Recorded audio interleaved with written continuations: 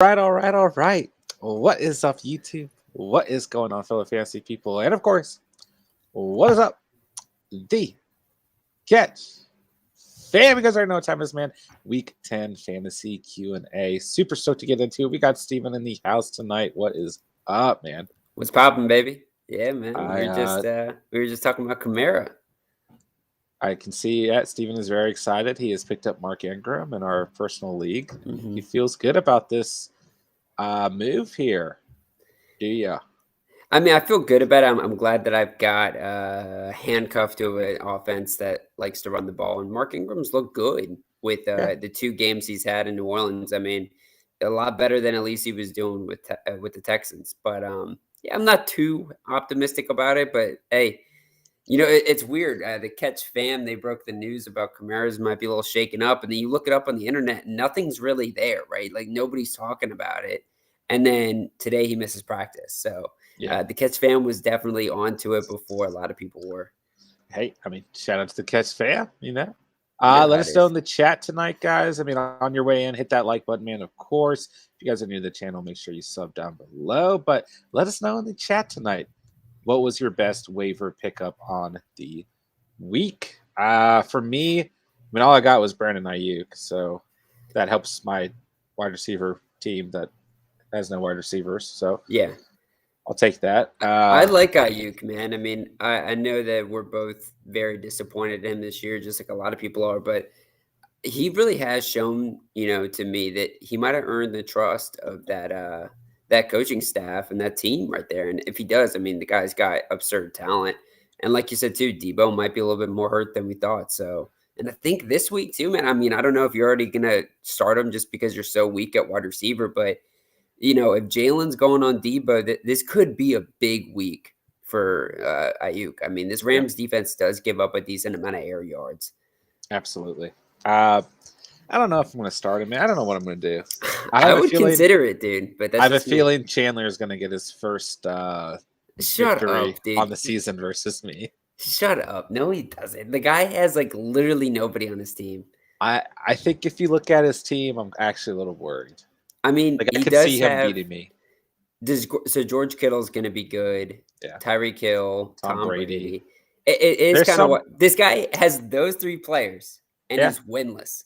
Yeah, he's winless. There's a will, there's a way, man. He's got a couple players he could pop off. I'm just saying. But, that's how competitive that league is, man. Holy smokes! Nothing's guaranteed, right? No. Nothing's guaranteed. All right, let's do some roll call here, man. Aaron Reborn, what's up, man? Derek Lincoln, what's going on? Good to see you guys. KB, would you trade Diggs for Saquon? Yeah, I would. Yeah, for sure. If it doesn't hurt your wide receiver depth, if you're confident in the guys you have left over, absolutely, I would do that trade. Ronald, what's up, boys? What's going on, man? How did everyone do on waivers? Yeah, let us know who you guys ended up getting off the waiver wire headed into week 10 here. Jerry, what's up, everyone? What's good, Jerry? It's popping, Jerry. Ronald, I loved waivers this week. Team 1, Christian Kirk, Bateman, and J.D. McKissick. Nice pickups. Team 2, Ayuk, Madison. Team 3, Brandon Ayuk, Hunter Renfrow, and Miles Sanders. Yeah. A lot of Ayuk love there. There you go. Your teams, yeah. Miles Sanders is an interesting one, man. I just want to take a second to kind of talk to you about that. I mean, we see the Eagles running the ball a lot more recently, focusing a lot on that. And they've had more success, right? Since that's happened, Eagles fans were clamoring about, we need to run the ball. If Miles Sanders does come back, or what do you feel about him, right? You know my thoughts already, right? Yeah. But I'm not too optimistic on what Sanders is going to do rest of the season. Man, this coaching staff also loves Howard. I just don't want to trust these Eagles running backs, right? Yeah. I've already done this on the season. I'm not going back to it, man. I've gone out and gotten Boston Scott, and he's done nothing. I've gone out and gotten Gainwell. He's done nothing. I've gone out and picked up Jordan Howard and dropped him on weeks where yeah, you have gotten every single one of these guys. But it's just too inconsistent for me. It's very similar to the Niners running backs before. Yeah, past couple of weeks, right? It's just not a situation for me. There's risk involved there. Too much of a gamble for me. Mm-hmm. So. I like my consistency. All right, Derek Lincoln traded Wentz and Pollard to the Zeke owner today for Matt Stafford. Now I have Dak and Stafford. My best waiver pickup this week was Moore. I didn't use my second waiver claim, so I still have it. All right. I like that trade. Winston Pollard for Stafford. Yeah. I mean, yeah, too, because Bro. I think we looked at Dak as like a for sure Locket quarterback, but I don't know about that, right? So I would want to have two quarterbacks in that situation, or at least have the option to pivot off of Dak for a guy like Stafford, who's just been lighting it up. So yeah, I like that move. Dude, Carson Wentz for some reason got dropped in my 20-man league. You snag him quick, man. You dropped your boy Trevor. I didn't get him. Yeah. I mean, I tried, dude. I mean, I was like, I'm like 12th in that league, so I was way, way up on the waivers. I was so sad because I need him, dude. Yeah. Because Tua's banged. There's a point 2 weeks ago I had Tua and Trevor Lawrence, Deshaun Watson, and Tyrod Taylor. And you took the shot on Watson. Hey, in that circumstance, would you not, bro? Yeah, no. I had to start Tyrod Taylor last week. And yeah, I just dropped Tyrod Taylor, but I was so disappointed. I don't know why he got dropped. That was ridiculous. Okay. Wentz is a stud, man. Top 10, yeah. And for fantasy. Jerry, I was able to pick up the players you recommended, but my team is still looking rough. Yeah, you got a tough break there, Jerry. Yeah, I took a look at that on Sleeper, and I was like, yike-a-doodle-dees. His Sleeper team's okay. No, Sleeper team's good, but he posted it. He posted a pic of his other squad, and I was like, man, Cedric Wilson, Zacharias, or, oh my gosh, or Cedric Wilson. I mean, it was Zacharias is an interesting player right now, right?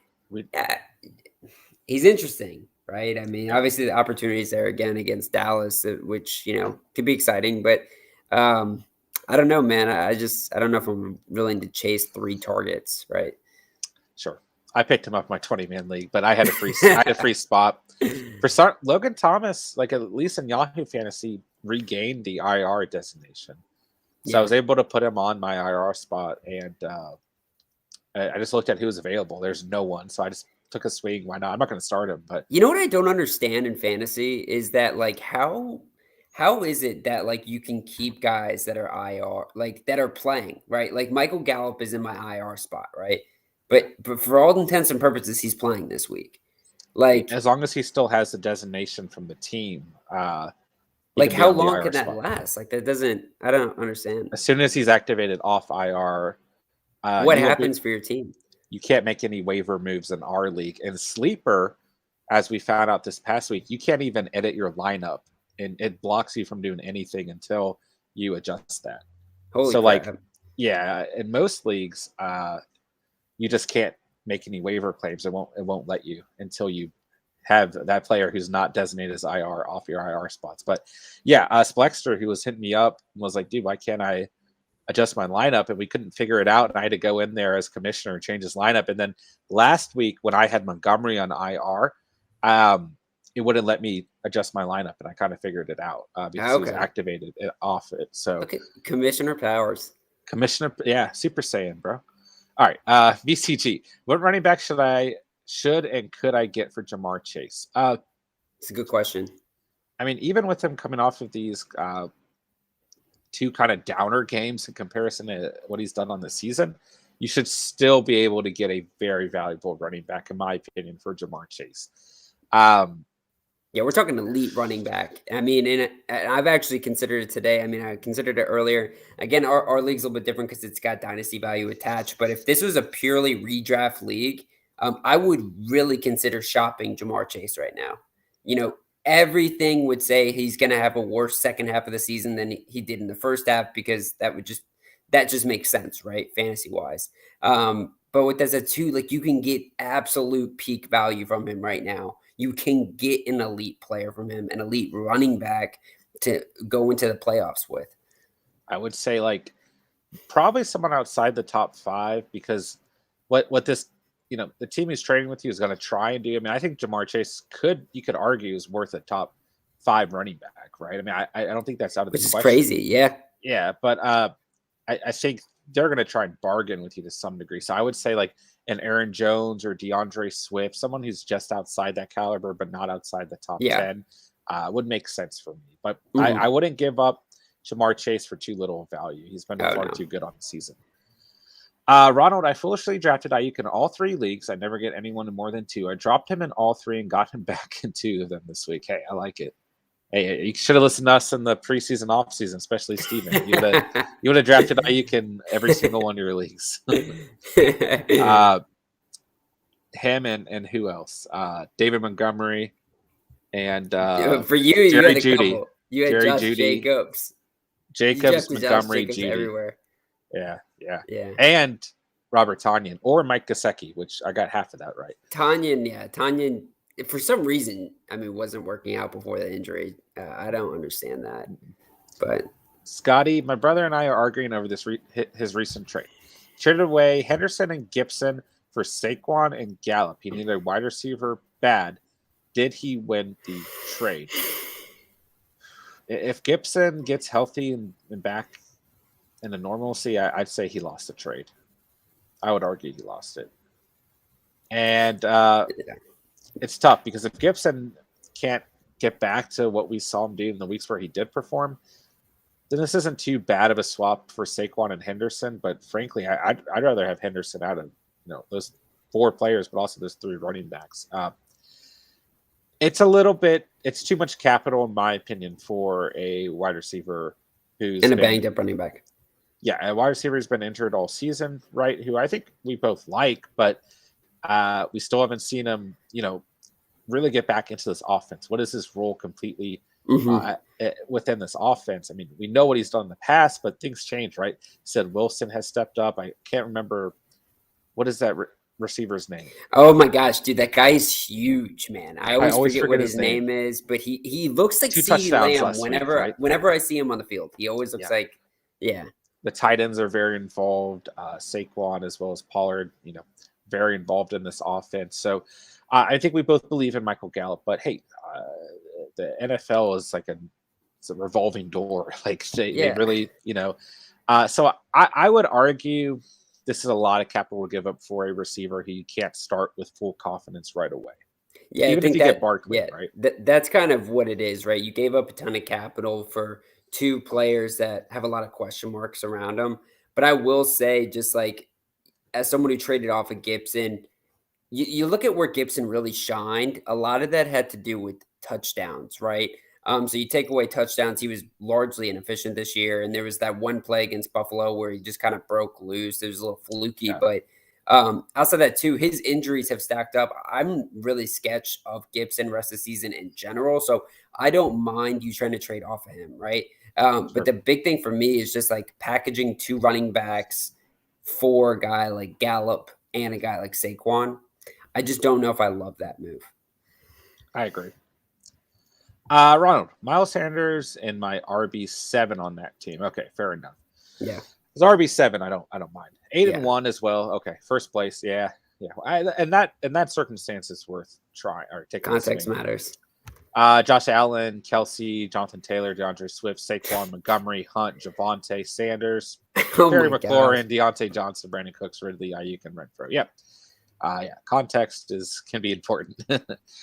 Secret. Hey, Catch, should I start Freiermuth or Schultz this week? Or I can also pick up Fant. I don't know if I should drop Freiermuth or Schultz for Fant or just keep Schultz and Freiermuth for rest of season. It's a good matchup this week for that of Noah Fant. But honestly, I really don't view Noah Fant in too much of a different light in comparison to Dalton Schultz or Pat Freiermuth. The Muth is going up against Detroit. Yeah. This is a game where Ben Roethlisberger could look like classic Ben Roethlisberger. Definitely the opportunities there for him to sling it around. Yeah. We were already talking about Deontay having a pretty big game, but this is a game where we could see the touchdowns kind of flow into the Muth, man, a couple weeks in a row. Yeah, I think you ride that momentum, and Dalton Schultz has been very consistent. He's still a top 5 tight end on the season. Crazy. I think we both like Noah Fant, but I just I don't really see you getting a whole lot of value out of dropping one of those 2 guys for Noah Fant at this point in time. But if you can pick up Noah Fant, it doesn't hurt the rest of your roster, and you can keep Freiermuth and Schultz. It's sure, but at that point, you're probably going to 3 tight ends, maybe a little excessive, and that's coming from me. The tight end, man. The lover of tight ends, yeah. Jerry, my Catch Fam League team is beautiful. It is beautiful, man. Yeah. It is beautiful. I remember when we were reviewing the teams after the draft and everything. I don't know if we paid as much attention to Jerry's squad as we should have, right? But that's just, goes off of too, man. This season has been wild, right? Every other 4 weeks, it seems like the rankings of these players is changing drastically. I agree with that. Yeah. And just to go on a little side tangent, right? To go off of that, who do you think is MVP right now? Ooh, Lamar Jackson. He deserves it, right? Because I thought you were going to go there. That's why I asked it, because I feel it too. But do you think he gets it, right? Because I think it's probably still going to be Tom Brady, right? Yeah. I think Aaron Rodgers, if the whole situation hadn't happened, he's right there too. Because Jordan Love proved that he is damn worthy, that Aaron Rodgers needed, right? But yeah, Lamar, man, he is everything for this squad, yo. I read some crazy stats this past week on Lamar Jackson, which we've already said this more than once on the season. We're like, I read this crazy stat about Lamar Jackson this past week. Let me see if I can't quickly. The thing too that I'm so happy to see with Lamar as someone who just loves him, but every year, right, he's gotten better in the playoffs, right? But now what we're seeing is every year he's improved. He's not getting the credit for that. Like every year people have asked him, oh, you got to expand your passing toolkit. Well, this year he is passing at a really good clip right now. And his running is just also just as efficient as it always is. I mean, he's the best running quarterback we've ever seen. So it's just, this guy is unstoppable. Of course, I can't find what I'm looking for, but here's a nice stat, right? He's on pace to top his own record for most quarterback rushing yards in a season from over a year ago, which really, like, even as a Lamar Jackson owner, I truly didn't realize that. It doesn't feel like he's running the football as much, but he's running it more than ever. And if he stays healthy, he's going to do that in his career probably 5 times. He's going to he's going to be like the top 5 guy. Like he's going to have the top 5 records for rushing yards. I mean, it's nuts. I think he deserves it, but I think you're probably right. He probably won't. Yeah. All right. Let's see here. Okay. Ronald, Fearmouth, but pickup fan, and he goes play him against Philly. Fair enough. Yeah, it's a good matchup. Jerry, but my main league team is looking like a beast, not in a good way. You got Beauty and the Beast. Derek. Now, 12-team league PPR is Dak, JT, Patterson, J. Rob, Gaskin, AP, Foreman, Hopkins, Amari, Brandon Cooks, Waddle, Mooney Moore, Mark, Andrew, Schultz. Start 1 QB, 2 running backs, 2 wide receivers, and 2 flex league. Not bad, right? No, that seems not bad. No, it's not bad at all. Yeah, that's a winnable roster for sure. Jared, I'm really looking forward to the off-season stream. So we're gonna get wild in here in the off-season. Oh, hold up! I think was Derek saying to start 1 QB and to pick a squad for him? I believe he was just asking. He was giving us the outline of his league. Oh, okay. Yeah. Derek, clarify for us though if you want us to set that lineup. We are happy to do so. Jared, we got plenty content and streams planned for the off season, so we are looking forward to that as well. Jared, I need to draft the best team in my main league. Too many people talking too much. Hey, we got you next year, Jerry. It's my personal goal to get you a fantasy victory. Yeah, I was just gonna say, Jerry, good thing the Catch fam is building here, because next year you're gonna come in, they're gonna be like, oh, this guy didn't have a good team last year, and next year you're gonna come in there and destroy him. If you don't, then Steven will shave his head. Yeah, I'll save it. Yeah. I'll save it.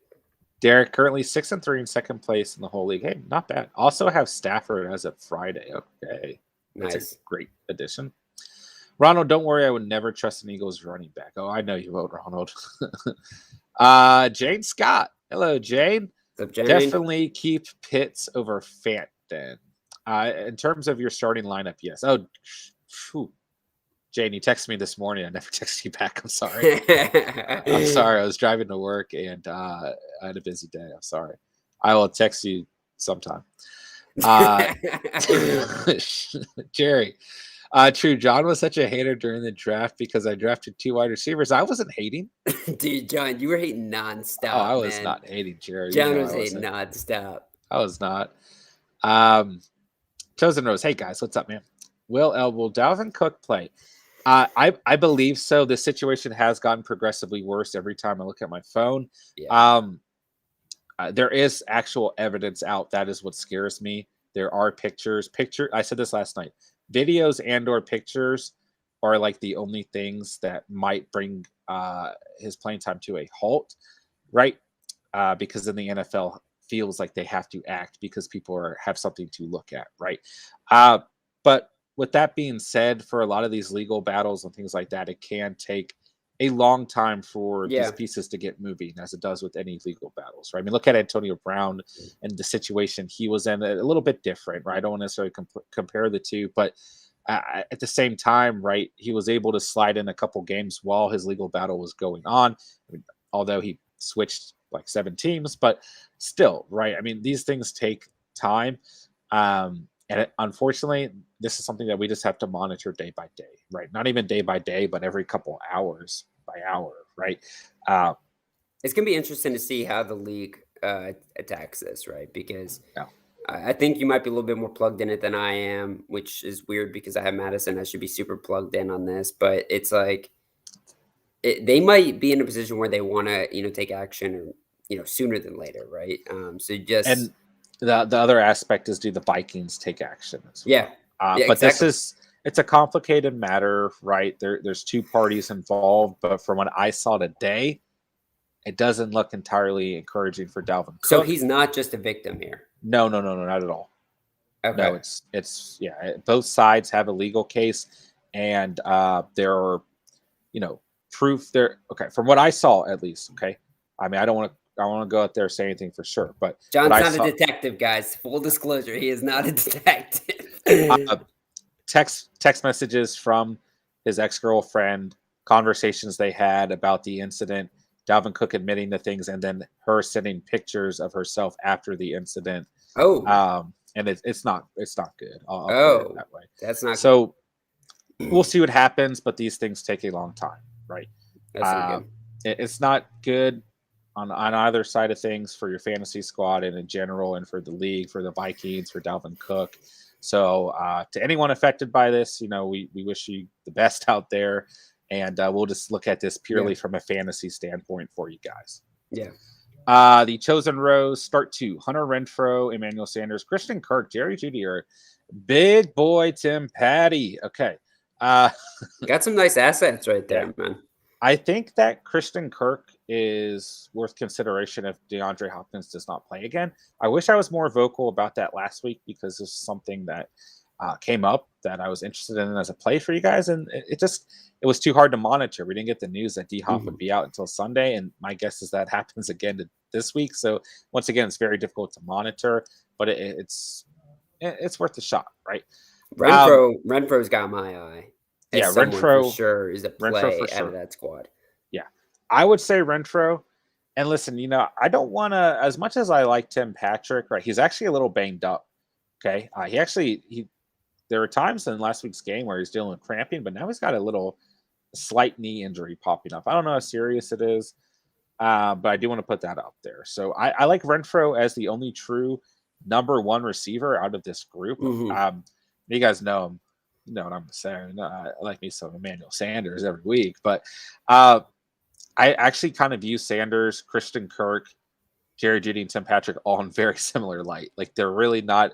They're kind of in the same tier for me, to be completely honest. So I've been hearing that the Cards are probably going to lean towards sitting Kyler another day or another game as well, which is probably smart for them. I mean, if I'm a Cards fan, that's what I want, right? To get him fully rested. But if he's sitting, maybe they think the same approach with, Hopkins as well, right? Because when they did rush him back in that Green Bay game, he got hurt instantly, right? So, I would say that I do think Hopkins is probably going to sit, right? And I'm just coming off of that as, someone who isn't there, not in the Cards camp, right? I don't know for sure. But if you guys didn't know. If you guys didn't know, this is not the Arizona Cardinals locker room.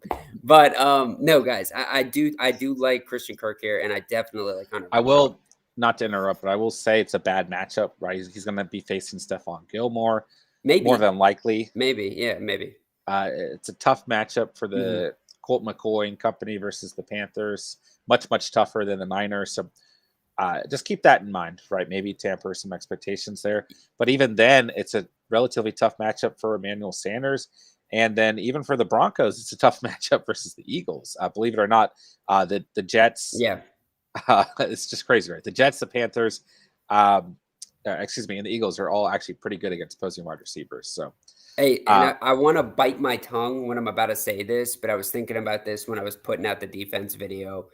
Something in my head with the past couple of weeks and how crazy they have been makes me think that the Panthers are going to upset the Arizona Cardinals. Yeah. Just something in my head. And I'm really nervous about that. So I will say, yeah, there is some merit to what you're talking about with that defense and that matchup between Kirk and them. Looks like Derek Lincoln did want us to set that lineup. Okay, let's see here. All right, 12-team league, PPR. Okay, so we got one quarterback. Dak is the only quarterback that I'm. Oh, but you also got Stafford. Yeah. Ooh. I think I'm leaning Stafford. Mm-hmm. Yeah, I am too. Okay, 2 running backs. Jonathan Taylor, no question. Patterson, no question. Yeah, okay. 2 wide receivers. This is where it gets interesting. Hopkins, Amari, Cooks, Waddle, Mooney, Moore. Ooh. I don't mind playing Amari here. I don't either. Yeah. And I also kind of like Waddle this week against Baltimore. I think right now the prediction is like close to 50 points and over under. That game has a little bit of something where it just seems like maybe some points get put up on the board. I would have loved it if Tua couldn't have been out there. I think it would have helped more. But I mean, that was a gross game Miami just had against Houston. Sure. So definitely a little hesitancy there. But I mean, Brandon Cooks, I'm not totally in love with him. Mooney's got a good opportunity, but I think are the Bears on bye this week? Yes. The Bears are on bye. Yeah. So Waddle for sure. Yeah, but he's got Amari. more Waddle there. and Amari. I agree with that. So if that's DJ Moore though, what do you think? Well, here's the thing. 1 tight end. Okay, so it's Mark Andrews, in my opinion. Yeah. Then 2 flexes. Okay? Yeah. So I'd say Brandon Cooks. And if Hopkins plays, you take the swing there. If not, if Robinson plays, you take the swing there. Which is hard, right? Because you got Gaskin, who's got a good matchup versus the Ravens. If you're not feeling confident in Robinson or Hopkins playing, then Gaskin's the next pick. Yeah. As well as I just lost myself. Well, you can start DJ Moore and Cooks here, though. Yeah. I think you just roll with them because they're healthy. That's what I was thinking. Yeah, I was thinking. So just to reiterate, Stafford, okay, JT, our boy Cordero Pounder and Cheese, Amari, Cooks, Waddle, Moore, Mark Andrews. Yeah, I think that's a good lineup. Yeah, just like you said there. I think that's a lineup that's definitely going to make some noise this week. Good lineup for sure. Yeah. Matt, what's up, guys? Eckler and Hollywood for Tyreek and Elijah Mitchell. Which side do you prefer? I'm leaning Eckler and Hollywood here. Is that crazy?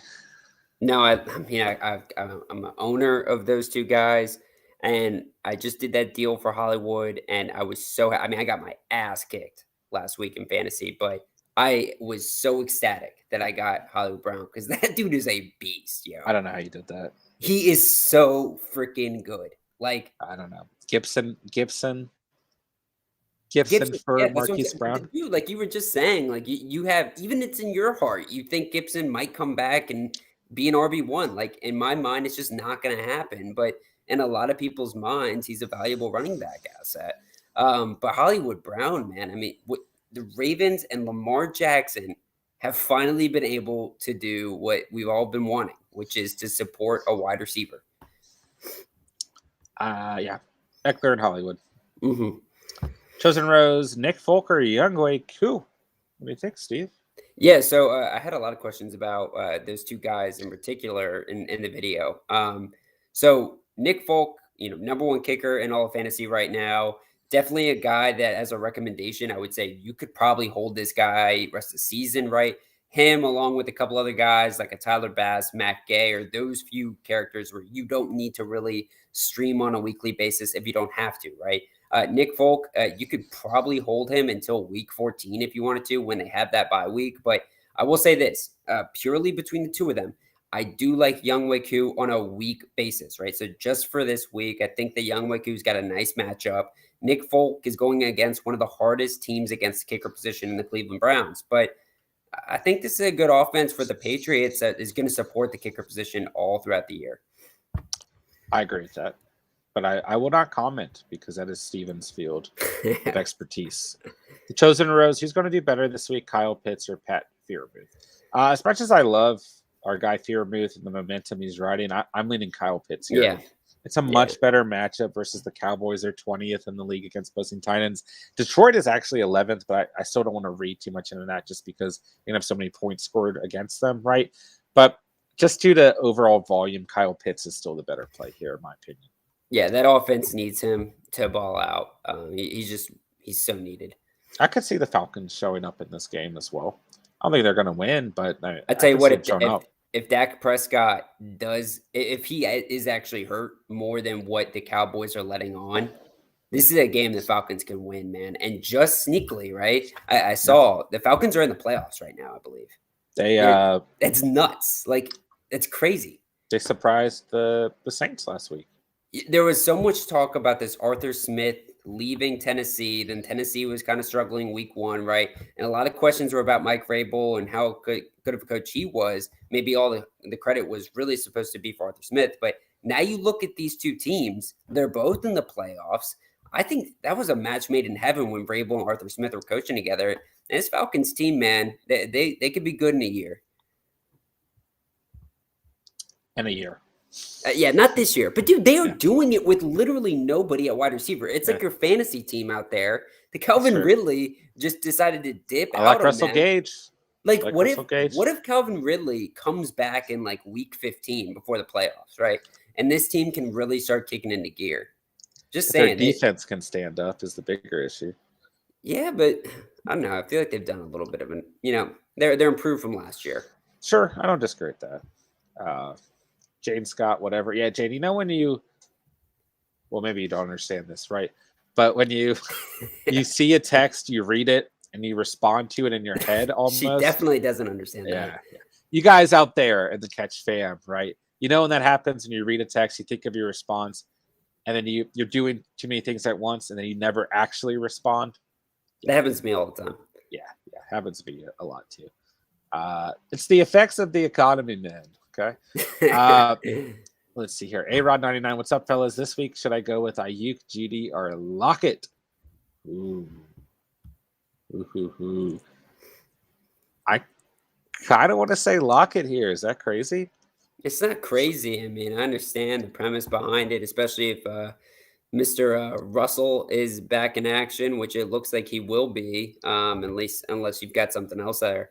But man, I'm telling you, I think Ayuk is the guy here.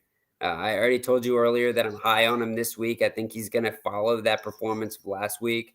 That performance wasn't fluky last week. It's not like he had like 2 or 3 targets and turned it in for a touchdown, right? Like, he looked good all throughout it. Like, I thought he really proved to me that this is a guy that we can start looking at in serious tone now, right? And it's pretty ironic that him and Allen Robinson both had 2 of their best games in the season in the same week, right? I thought that was pretty funny. But just don't forget that Locket in week 8, right? Or in week 10. So they were on bye week last week. Yeah. Okay. Had over 20 points. So those are touchdowns, though. I feel like they were like all like. As Locket does. He can. Yeah, I mean, dude, Locket sketches me just on a weekly basis, just like an Ayuk would scare you. Yeah, they both sketched me out, and then Judy still sketched me out as much as I like. So why'd you pick up Ayuk? Because he's probably the best receiver available, and I need. Hey, you see my receiver? But you're picking him up not to start him. Is my question. I might start him. You don't know what I'm going to do this week, Steve. Well, tell it to the Cats fan. What's your thought behind it? Like, what's your beef with him, bro? Like, is he not much of a brisket for you? He's spooky. He's spooky. Halloween season's over, dude. Bro, look how inconsistent he's been on the season. He's I been don't want to chase terrible on the points. season. He's been consistent. He's been consistently bad. That's true. That's true. The volume has been there over the last. He's 2 gonna weeks. end up. You're gonna end up starting him this week. At least 6 targets in the last 2 games. Yeah.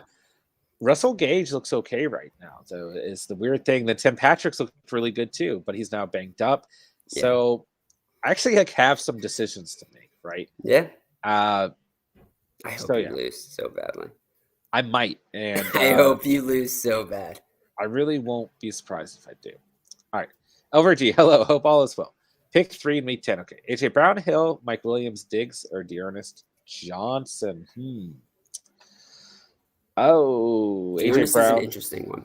It is. It depends if Chubb plays or not, right? But for me, I think you still stick with these receivers, AJ Brown and Hill, just due to the ceilings that they can offer.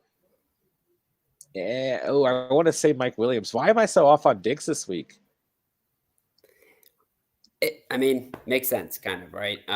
But he balled out against the Jets earlier in the season. Mike Williams has been playing bad these 2 weeks, but it's just like it just seems like this is the game. I mean, last week I said the same thing. We right? said the same thing last week. But but maybe we have underestimated this Eagles defense all year, right? Because last year we looked at the numbers, we looked at what they were ranked at, right? But then I actually started watching more of that game. Just I don't know why, but I was watching a lot of the Eagles game, and I was like, holy crap, this unit is actually pretty good at stopping the offense, like just in terms of what their secondary can do. And their linebackers are pretty good as well. So, yeah, man, I don't know. That defense in Philly, they're just pretty good at that. I can't say the same about that Minnesota team. I cannot say it. And I think that's going to be like a 60 to 65 point game.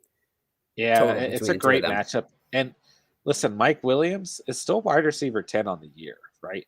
Yeah, that's a little that's like Denver ranking. I'm sorry. Wide receiver 12. Did I say 12 or 10?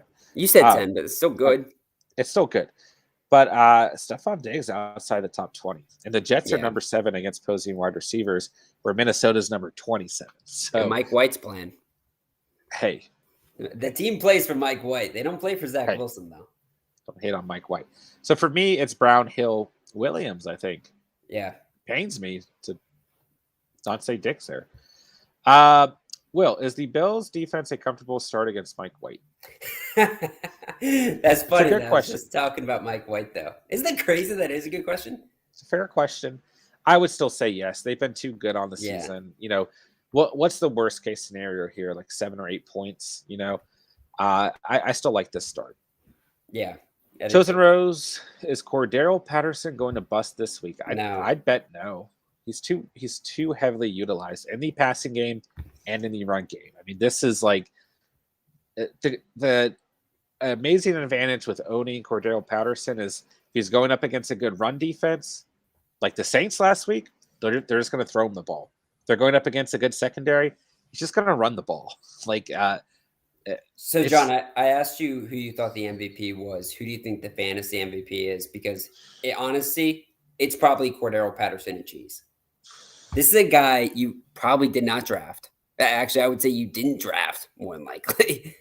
And now and what is he, a top 5 running back? Let's see where he's coming in. I got to think he's a top 5 running back. He's 7. I mean, his production, I wouldn't say his production has slightly dipped, but his fantasy scoring has slightly dipped. And of course, that's half PPR, right? So in a PPR, this guy is an absolute monster, right? Right. I was going to say it depends on scoring format as well, but he still has had 13 or more fantasy points in every week except week 1. Yeah, he's like bust proof, right? And of course, when I say that, you know, something bad's going to happen. He's in bust, but I don't know, man. He just faced New Orleans, number 5 against the position, and then Carolina the week before, number 4 at the position. He played just fine, at least 15 points in both those games. Just fine. I would love that out of one of my running backs. Yeah, no kidding, dude. So I would say no. And I think, like I've said all season long, since I said early in the season, start him until we see this production not dip, but completely dip, right? To under, and then maybe we can ask the question, right? But even then, it's like, yeah, naturally, he might have a game that's not double-digit fantasy points somewhere in the season, right? Austin Eckler just did. Yeah, I mean, Jamar Chase just did, right? Like, these guys can't be perfect from a fantasy standpoint. Yeah. But the overall picture, he's still been fantastic all season. Like Steven said, he didn't even draft the guy. If you did, then you're a genius, right? Yeah. You should start a fantasy channel just based around Cordero Patterson and the fact that you drafted him. Every day you just celebrate a different play. Who coined the it was Spencer. Cordero Pounder and I think cheese? It was Spencer. I believe it was Spencer. I don't remember who first said that in the chat, but that was like the best. That was like when I first gave respect. I was like, yo, that's a hype name, dude. Derek said that was Elijah Moore earlier, not DJ Moore.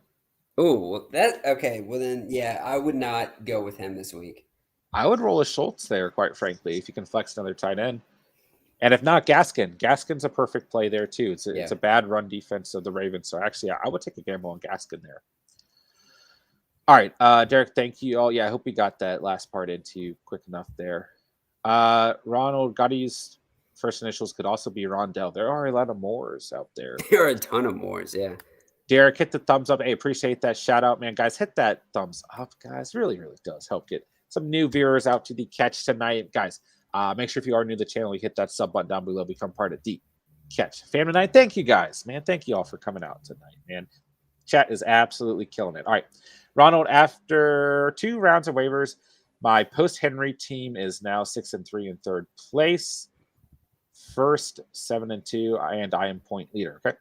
Team is now Allen, Swift, Saquon, Javonte, J.D. McKissick, Pollard, Madison, A.J. Brown, Mike Williams, Robert Woods, Julio, Ayuk, Ridley, Goodert, and Fant. I like that team. Yeah, I did too. I mean, I think there's a reason for you being 6-3, and it doesn't all result around, Derrick Henry. It's a good squad, and, you lose Derrick Henry, but you're probably getting a much improved Javonte the rest of the season. I like my guy Javonte. Hey, I'll tell you this. I like J.D. McKissick this week, though. I like him a lot this week against Tampa Bay. Damo, should I trade Tyler Lockett and Michael Carter for James Robinson and Brandon Cooks? Robinson, when healthy, I want to argue is more consistent than Carter. Lockett and Cooks, it's like maybe Lockett's a more valuable guy just because of the offense he's tied to, but he's also relatively inconsistent at the same time. So this is an interesting trade. Let's take a look-see here. I'll say this. You said more consistent than Carter. I mean, I don't necessarily know if that's fair, though, because Carter really just started getting his chance, and I think he's been great since he got the start, right? And that's despite being behind a Jets team that sucks and also being behind a beat-up offensive line. But I will say this, right? Like looking at James Robinson and Brandon Cooks, I just think those are probably a better pair to have. But this James Robinson injury, right, John, it is hanging, right? It's hanging. What is the situation there, right? I imagine you're pretty plugged in owning James Robinson, but you also just never know with running backs. He didn't practice today. Need to be monitored day by day, essentially. Wednesday doesn't surprise me, right? But Thursday and Friday, I think you'll get a better idea about his Sunday status. But if you're talking about a trade opportunity here, I do think he's going to be out there in the next couple weeks, right? So. And Cooks has some very favorable matchups coming up. And Tyrod Taylor being back, man. Obviously, Tyrod looked god-awful, right, in his first game back. But I think he's going to get better. This is his first game back. What we saw out of Tyrod before the initial injury and what we've always seen from Tyrod is that he can do it. He can get it done. That interception he threw, you weren't here when we talked about this on the stream. Did you see the one he threw where he was running out of bounds and he was like pretending to throw it away? And the guy did a toe tap drag swag, whatever. No, I didn't see it. Oh my gosh, the defender had this incredible interception as the ball was out of bounds with his toes barely. Oh, that's when I texted you and I was like, this was the worst start ever. I've seen people do that too. It's always funny whenever they try to just at the last second kind of toss it away or act like they're gonna throw it away, and then it gets intercepted. And it's always just the quarterback is just making the biggest bonehead decision in your life. Yeah. But to answer your question, I would definitely consider that trade actually. Robinson and Cooks, I think. I think I would lean there. Jerry, if Q doesn't give me at least 20 points, I'm paying you 20 points. I'm paying you a personal visit at Steven. Dude, come on over, man. Personal visit for sure, dude. Yeah. Steven is down for getting his ass beat. All right. Wild boy traits. Sorry, Locket or Judy this week. Wow. I'm leaning Locket here, guys. I Yeah. really am. Man, I love me some Judy, but he just hasn't been consistent yet. I think Ronald's comment is perfectly spot on. Literally took the words out of my mouth right there. I gotta see it more to play him over Judy. Yeah. So in terms of Locket, yeah. Okay. I don't like Judy, but Dude. as much as you. Whoa. Okay, this looks better. Okay. We can't talk about Jerry Judy like that. I was like, what kind of glitch is going on here? No. I just kind of wanted to hate on your guy there. But actually, I think Ronald's comment might be in reference to his last comment to Ebron 99, talking about Ayuk, Judy, or Locket. Okay. Either way, right? It's kind of similar. Yeah. Anyways. I don't know. I mean, I think you can go either way on this. It also depends a little bit in which offense you have more conviction in as well. But I kind of like Judy here in that comparison, just because if Russell Wilson does play, I talked about it before, but I think that they're going to hand the ball off a decent amount. Will L. Lockett has 12 catches on 13 targets for 142 yards and 0 touchdowns week 8. That is pretty nuts. That is kind of crazy. That's pretty nuts. Ranfy, what's going on? Fant, Knox, Fearmouth, pick 2 for rest of season. Fearmouth and Knox. Why am I so low on Noah Fant? What's causing me to be there? I don't know why you are, honestly. I'm pulling up. I brought him up yesterday to you, and I was like, why aren't you talking about him in a good light? Gosh, he does play Philly this week. He's the worst team in the league against opposing tight ends. Yeah. And then he gets the Chargers, Kansas City, Detroit, Cincinnati, Las Vegas, and the Chargers. Yeah. All right. Maybe we're swinging positions. And he's been good. Yeah. Maybe he's still tied in 11 on the year, and Knox is still tied in 10. And both these guys have missed time. Damn, Knox gets the Jets, the Colts, 2 tough matchups, Saints, Pats, but then Tampa Bay, Carolina, New England. It's tough there too, but some good matchups there. Listen, I love this momentum Fearmouth has gained, right? But he's still the lowest rated tight end on this list on the season. But he's got some good matchups coming up too. All these guys. But the best schedule there is Noah Fant, hands down. So Fant for sure. Knox and Fearmouth are very, very similar on the season. Yeah. Knox I would probably take Knox, so just being part of that better offense, right? Yeah. And are you starting to think that he's going to play this week? Because I do. I think he's going to get it. I think he'll be good to go this week. And I think he's going to cook, too. If not, it's next week for sure. Yeah. For sure. And even with Dawson Knox out, the Bills have still been using the tight end position. So it's obviously a part of their offensive scheme. Oz, Big Ben, Heineke, Trevor Lawrence, Mac and Cheese are Trevor Simeon. Big Ben. Yeah, Big Ben. Big Ben's probably going to have a worst case scenario, 250 passing yards and 2 touchdowns.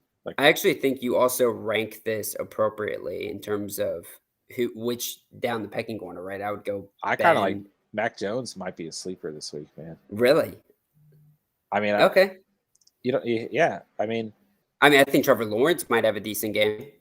I hope so. I got to start in 20 man. But decent for Trevor Lawrence has really just been 16 to 19 points, right? Yeah. We haven't really seen him elevate his game too much, but no, I think this is a smash play for Big Ben, and there's definitely a lot of opportunity for Heineke to get it done as well. Because here's the thing, man, they are not going to beat the Bucs or even stay in that game through the run game, right? This is going to have to be a heavy pass volume type of game, and you don't have to say the same for the Steelers. What happened to Heineke, man? He had 20 plus fantasy points 3 weeks in a row. Yeah, he had 9 points 2 weeks in a row, then another 20-point performance and an 11-point performance. I think the whole team's just gotten worse. Yeah, they've gotten bad throughout the season. They are awful. They've gotten worse. They're super banged up too. But I don't know if it's all his fault. I actually saw, for some reason in our league, Ryan Fitzpatrick had his fantasy point projection totaled. Like he was like the number 1 quarterback to pick up or something. And I was like, wait, what the hell? Because I don't even think Ryan Fitzpatrick's not even supposed to come back for another 3 weeks, maybe.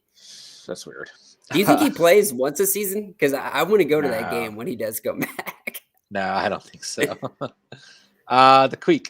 Should I trade Pittman and Elijah Mitchell for Diggs and Damien Harris? No. And Mitchell. that's a bold call right there, man, because you're saying you don't get rid of two guys that were either undrafted or picked in the 12th round for guys like Diggs and Harris. So you're saying you're at that point of the year, right? You're just Harris has saying been banged up. Diggs has underperformed. Let's face it.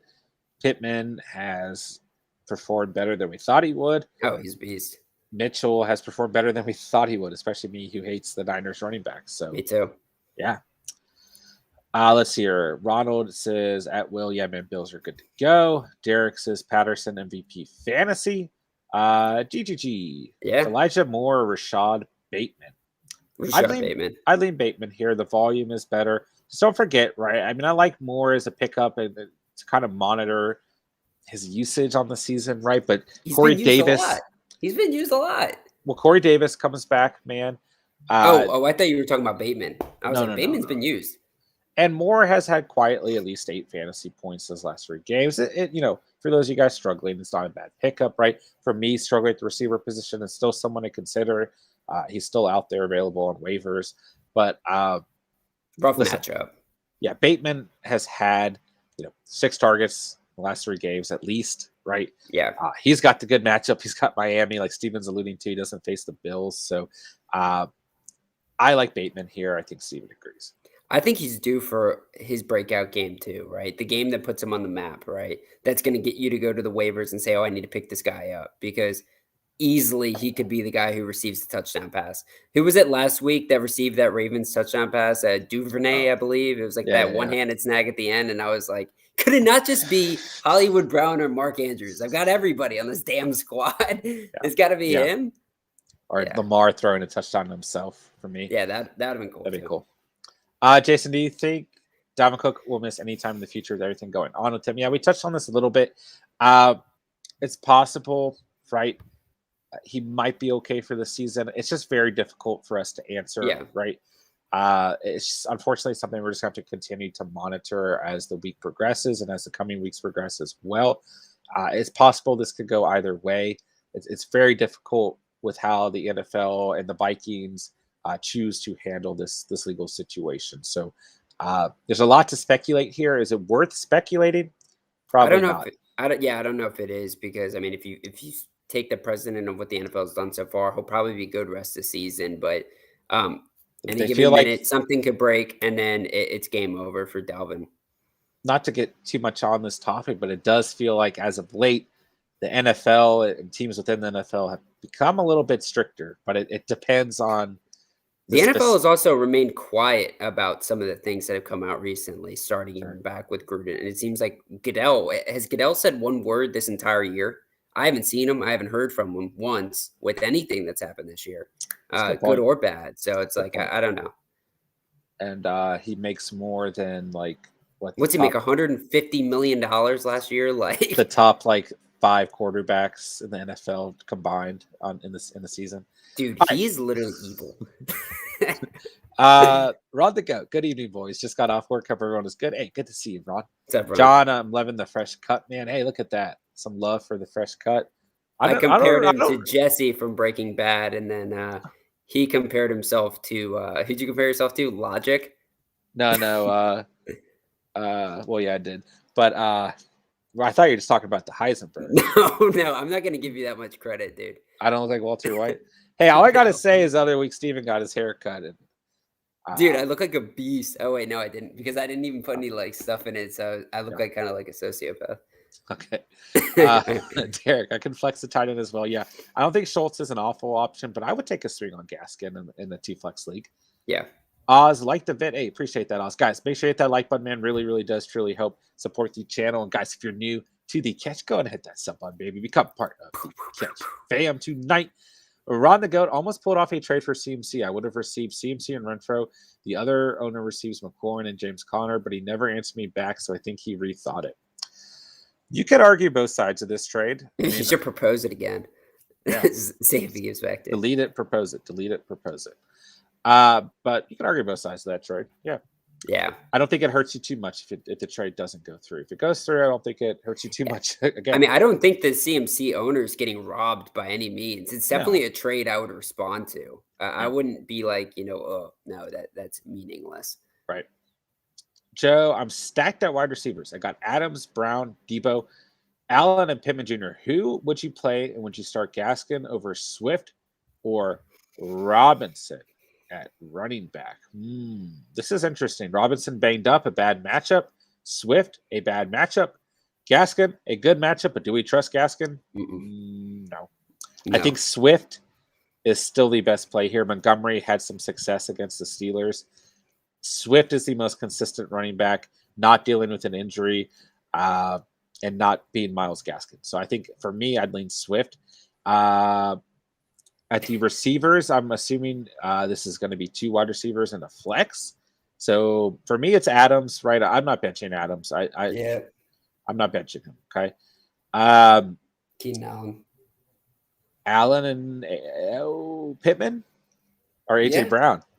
No, I mean I think Pittman's for sure kind of got a good matchup. No, Pittman's kind of put himself into a spot where you don't think about it. You don't think about his draft capital. This guy's a beast.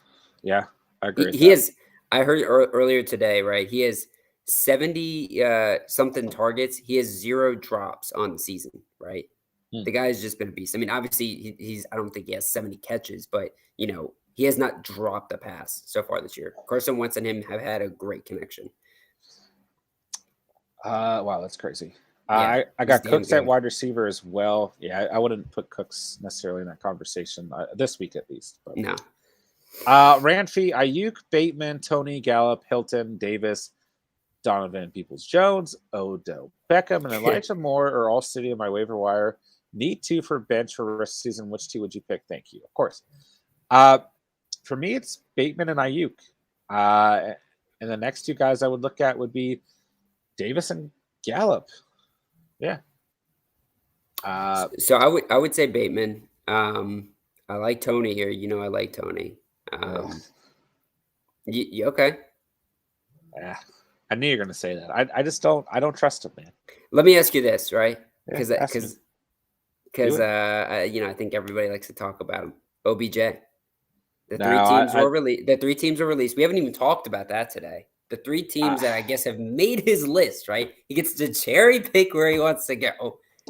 Listen, this is all speculation. Adam Schefter or Ian Rappaport, I always get them backwards. Can't remember which one said that it's probably not even gonna happen this week. Like it's gonna take a good amount of time, like another 2 weeks, even 3 weeks before this happens. Jeez. That could be wrong too. Speculation, of course, we don't really know. But yeah. Okay, but I've seen different lists, right? The Packers and the Patriots are like the 2 teams I'm seeing consistently. Bill is not picking him up. Bill Belichick is not picking him up. I've also seen the Saints on one list, but then on another list seeing the Seahawks. So once again, I feel like this is all just speculation. Yeah. I'm not taking a swing on Odell Beckham. Yeah, that's fine. That's fair. Looking at Kadarius Toney, since that 24-point performance, here are his stat lines. Okay, 5 points, 0 points, 5.3 points, 1.2 points. Yes, he's got Tampa Bay this week. Yes, he could pop off. Don't get me wrong. But do you really want to take that gamble? I don't know.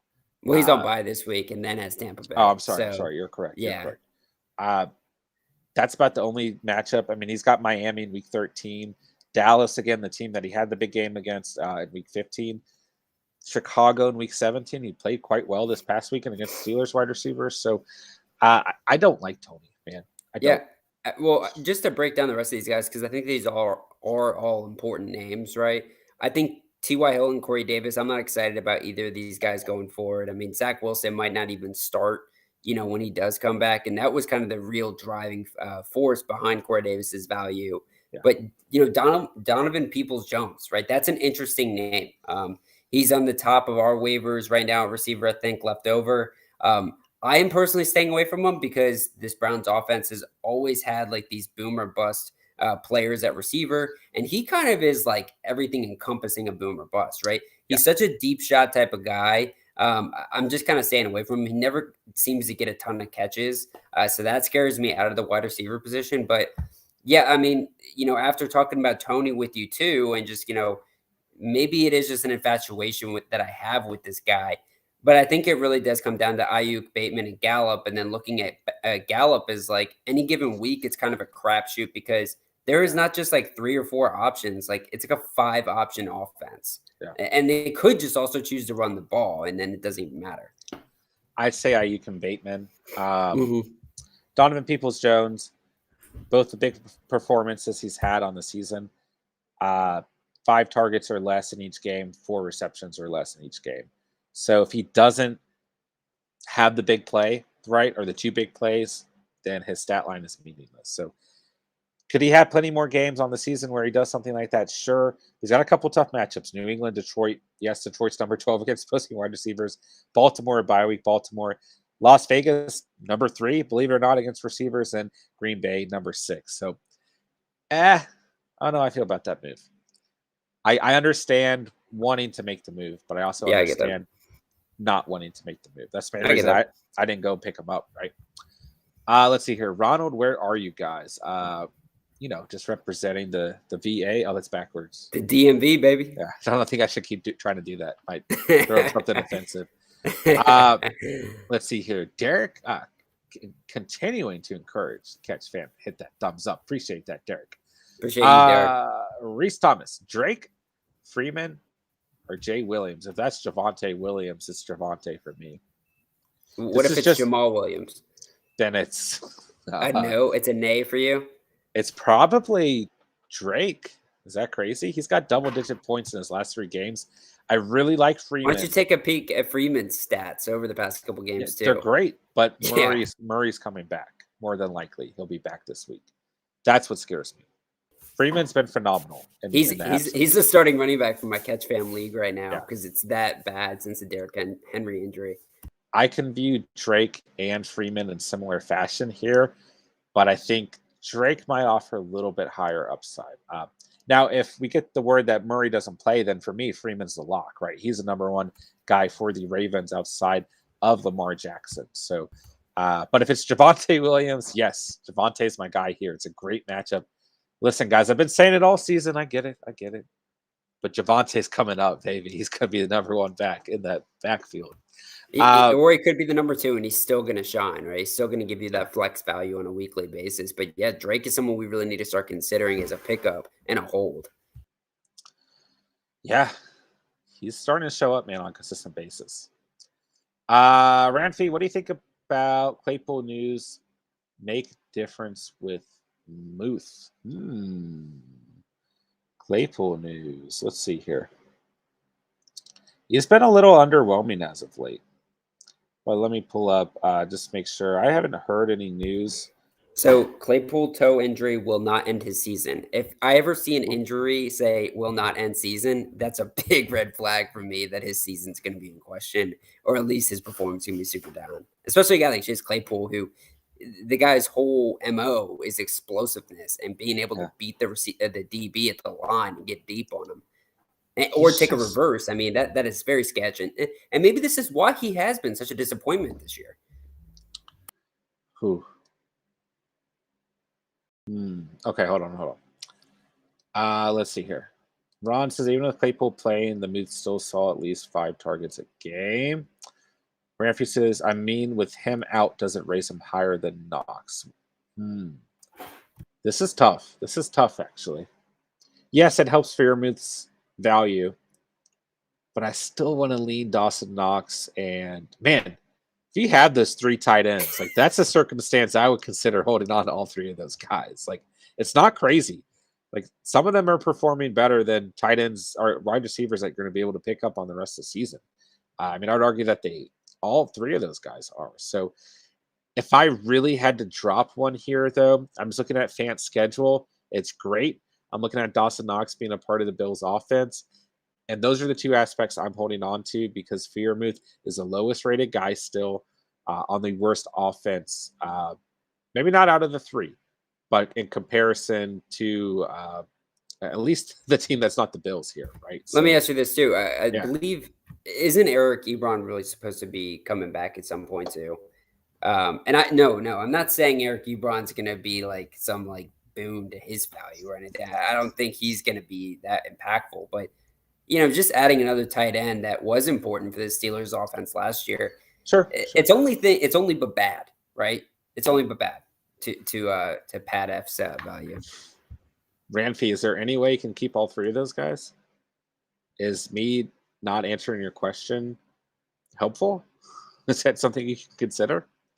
All right, Ron the go. Cook and the Vikings head coach said Cook will play Sunday, and he was at practice today, so nothing has changed so far. Okay, good update. Appreciate that. Yeah, thanks, Ron. Let's see here. Mr. Curly Wolf, you all like Fournette and either T, Amari, Julio, or DJ Moore for Swift, or is that way too much? So let's see. Fournette and then T, Amari, or Julio for DJ Moore or Swift. I think it's too much because I think Fournette and Swift are relatively similar on the season. Yeah, if you have that much higher conviction, then Fournette and Julio is the only trade I would consider here. I'm not throwing in Higgins, Amari, or DJ Moore. Yeah. Julio looks like he is past his prime. He should be put in a rocking chair. Yeah. But I do think that there's not a giant difference between DeAndre Swift and Leonard Fournette here. So very different type of running backs, though. One's going to true. smash you into oblivion, and the other is just going to break your ankles. Young's Rolled 81. What's good, Phyllis? Full PPR 12 Dynasty. I'm getting offers for Mixon. Who do you think I should get for him, or should I keep him? Someone offered CD straight up. I definitely would not do that for CD straight up. No, I think we both agree that Mixon is the play here. Just hold on to Mixon. Yeah, I mean, it's a strong hold from Mixon unless you can get two RBs that are going to somehow still be in the top 15 to 16 range, which I don't know why somebody would do that. But if you can do that, then yeah, maybe that makes sense. But honestly, Mixon's great value. And he's one of the best running backs right now. So you got to hold that. If you could get like Swift or Patterson with a Javonte Williams, I would consider that. But that's about it, right? Let's see here. Okay, you guys are having some great convos in here. I love it. Love to see the Catch fam interactive. Just trying to get some questions here. Run the goat. I would have had JT CMC, Dalvin Montgomery, so I guess he wouldn't want me having too much running back upside. I thought it was a good offer. It was a good offer, yeah. Emily. Hey, John, I saw Ron Fee said, oh, notice I have Madison on waiver. Drop Miles Sanders. Probably lose him if I do. With all the talk that we're hearing right now about Dalvin Cook, we already do love Madison as a handcuff. But with this heating up now in the background too, I kind of like Madison over Miles Sanders, just in the off chance that these two develop very quickly. Now you have a RB1, honestly, because whenever Madison's played, he's looked amazing. He's looked just like Dalvin Cook.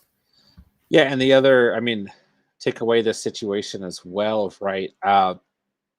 He's still one of the best handcuffs in the league, right? If anything happens to Cook in terms of injury. So, yeah, I would make that move. Sorry, I did not mean to skip Sanders, when he was playing, he was god awful. Like he had like under 6 points. I mean, obviously the Eagles didn't use the running back position like they do now, but I mean, he's just going to come back into a 5 running back split. Yeah. All right, let's see here. Emily, Jordan Howard or Rashad Bateman at the flex? That's a tough one because of that matchup that Howard's got. Yeah. I think I'm leaning Bateman here. I like that. It's PPR, so it's a good matchup. Miami's secondary has played awful. I know that they've got good corners, but this secondary has given up a lot of points to opposing wide receivers on the season, and those corners are going to be pressed on Hollywood Brown, right? I'm assuming that both Jones and Howard are healthy at this point in the season. So I heard Byron Jones though, and he has been super banged up this year. I mean, he's got like an Achilles injury, but I heard that he is like worse than the 32nd corner in the league right now. Like he's one of the worst corners in all of football right now. He's been getting torched, yeah. Like he's been absolutely god awful, especially in the red zone. I would lean Bateman here. I don't like this matchup for Jordan Howard. Let's see here. Ronald, it's a small group here. I think most of us have hit the like button, but maybe the reminder's not needed in this group, but love the positivity. I'm not going to necessarily not encourage. We don't mind the encouragement to hit the like button. All right. Would Singletary be a must start if Moss misses the game with his concussion?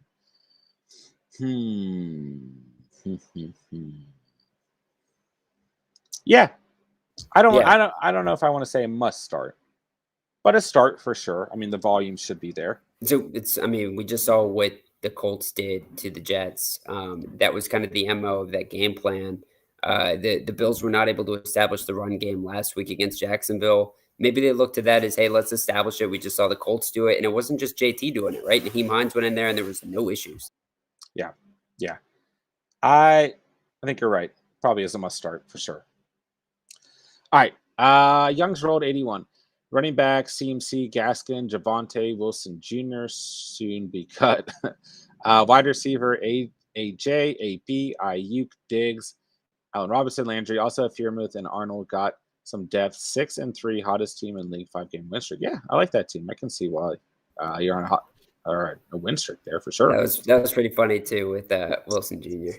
Yeah. Michael, how do you feel about Chris Carson the rest of the season? If he can come back healthy, then I think he'll be just fine. Yeah, just fine. All right, let's see here. Jew, hey, Catch fam, Goddard or Knox this week? Titans or Tampa Bay defense? If Knox plays, for me, it's Knox. If he doesn't, it's Goddard. Titans or Tampa Bay? I'm leaning the Titans here. What do you think? Yeah, Steve? Yeah, me too. Especially if you're like in the position where you're trying to pick up a defense this week. Just because the Titans, I love their matchup next week as well, going up against Houston. So this could be a 2-week ride with Tennessee.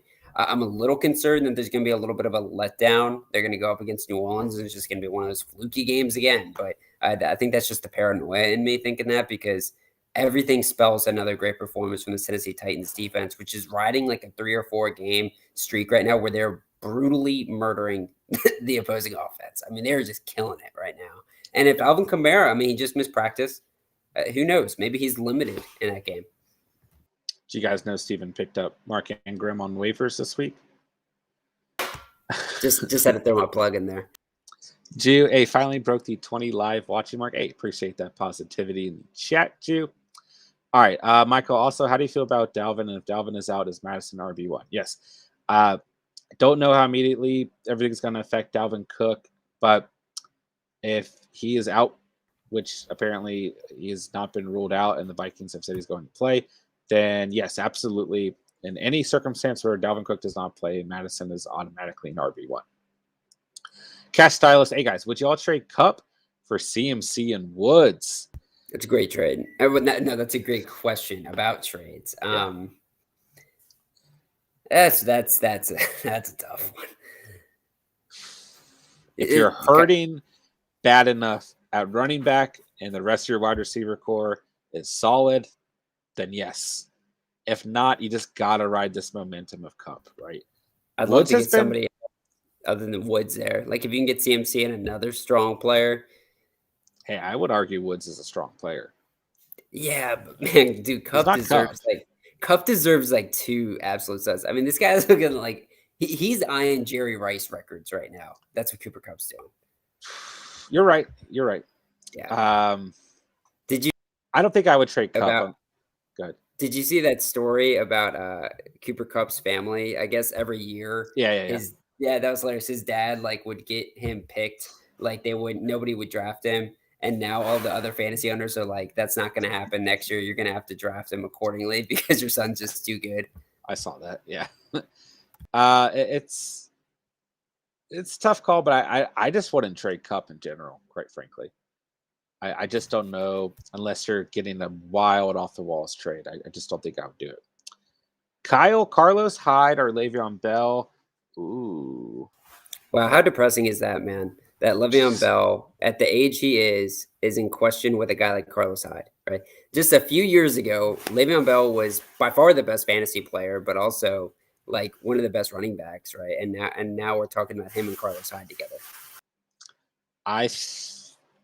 If James Robinson doesn't play, it's still a bad matchup for Hyde. And with Le'Veon Bell, you're just praying that he gets into the end zone. But quite frankly, with Carlos Hyde, if he plays, right, if he's the RB1 on the day, you're just praying he gets into the end zone in that matchup. So I go Hyde here. Okay. I think Hyde. He's got better volume, so I think you're right. If he plays. Yeah, look at what he did last week. I think the floor is going to be pretty similar, but also I think the ceiling might be a little bit higher because I think there's more points on the board in that Jags-Colts game than there was in that Buffalo game. So Shit, he could have no yards, but Trevor Lawrence might be able to pass on the Colts enough to get him down to the red zone, and then Carlos Hyde fall into the end zone. Yeah. All right, let's see here. If Chris Carson's comes back, do I start him against Green Bay or just ride with Collins? If Carson's back, you're starting him, in my opinion. Steven, boys, Ryan or Wentz? Battle of the AFC South. I think I'm leaning Wentz here. Yeah, I'm leaning Wentz too. I did take a look at that in the Catch Fam League. Somebody already snagged Wentz, which I was pissed off about. But Ryan Tannehill's out there. Is this the week that Tannehill does have to pass the ball? Because, hey, man, we can look at that game against the Rams and say, back-to-back possessions, the Titans got those turnovers in the red zone and flipped the game script super quick. Tannehill wasn't needed, right? So have we really seen how good this Titans team is going to be? Or was it really just a matter of like some crazy stuff happened really quickly and just put the Rams in a bad spot? Mm-hmm. I think there's an argument to be made there, right? Because Tannehill didn't have to do anything in that game, right? They just needed to nurse it. They needed to not screw up, and Tannehill's great at that. That's true. He's a great game manager. Yeah. I like Wentz here. I like Wentz too. Yeah, and I guess that point really was just kind of driving in the value of Wentz, but I just would be interested to see what your take is on that, because I think we're both high on the Titans. They're the best team in the AFC in my mind, but I think a lot of us are putting that stake in that type of a title on them because of that game against the Rams. But I would argue the past couple of weeks. Yeah, I mean they've certainly been on a roll, but this was the first game back without Derrick Henry, right? Sure, that's true. So I don't know. I'm just saying I'd be really interested to see what these guys can do over the next couple of weeks. The other most interesting thing is just how well the defense has played. Yeah. Young's rolled 81. I'm thinking that too. His schedule is tough, and he's had lingering injuries. Not this year, but in past, he's looking great as TD. I'm thinking, yeah, there you go. Ranfrey, kind of stuck. Had Michael Carter, Javonte picked Bateman, Knox, Freeman. Do I pick up IU? Have to drop one of the tight ends. It depends on the rest of your roster and if you're that wide receiver needy. Because if not, I think having Knox and Freeman is great. And then having Carter and Javonte on your bench is great as well. Bateman and Ayuk are kind of interchangeable, but I think I trust Bateman just slightly more right now. Yeah. But maybe a little bit more ceiling involved with Ayuk. It's really tough, but it depends on how badly you're hurting at the receiver position, right? Mr. Curly Wolf, hey, thank you guys a lot. Appreciate all the help. Hey, that's what we're here for, man. No worries. Appreciate you coming out to the stream and being part of the Catch Fam. All right, C-Dog, if Kyler doesn't play, should I start Kirk, Tua, or Matt Ryan? I'd say Captain Kirk. Yeah, I like that. I do like that. You like that?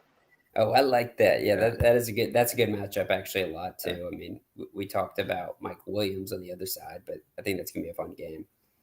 If the Cook situation gets bad, Madison be an automatic start. Yeah. Yes, absolutely. Knox or Fearmouth? Knox if he plays, if not Fearmouth. Hawan, you would make a trade. I give Mike Williams and I receive Javonte Williams non-PPR. Wow, that's a trade right there, man. If your wide receivers, or if your depth is good, your RB depth. I'm not too sure about that, man. As much as we like Williams, I mean, are you really that convicted that you can trade Javonte, who's a backup running? Like you can try to pick up Javonte and trade off Mike Williams?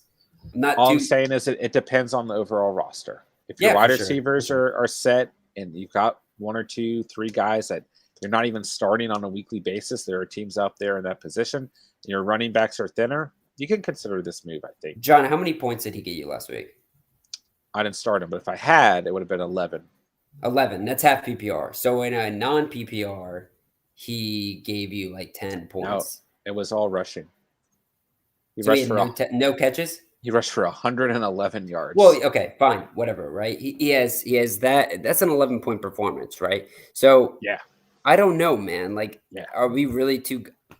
I'd be a little hesitant to make that deal. I think you could argue this either way though, because it's like Javonte Williams has only found the end zone twice on the season, so non-PPR that doesn't really help you.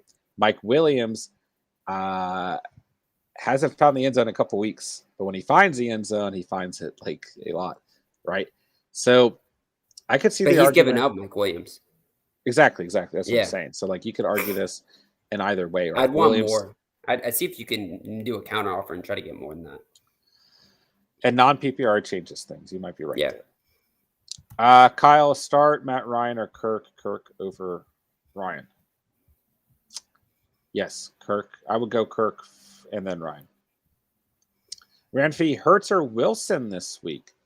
Ooh. I think You got Hurts. I'm leaning Jalen Hurts here. Yeah. And a bounce back game from a fantasy standpoint. Plus retains down, right? Yes. Maybe on trade Cook and Gibson for Saquon Cooper and Scary Terry. Interesting.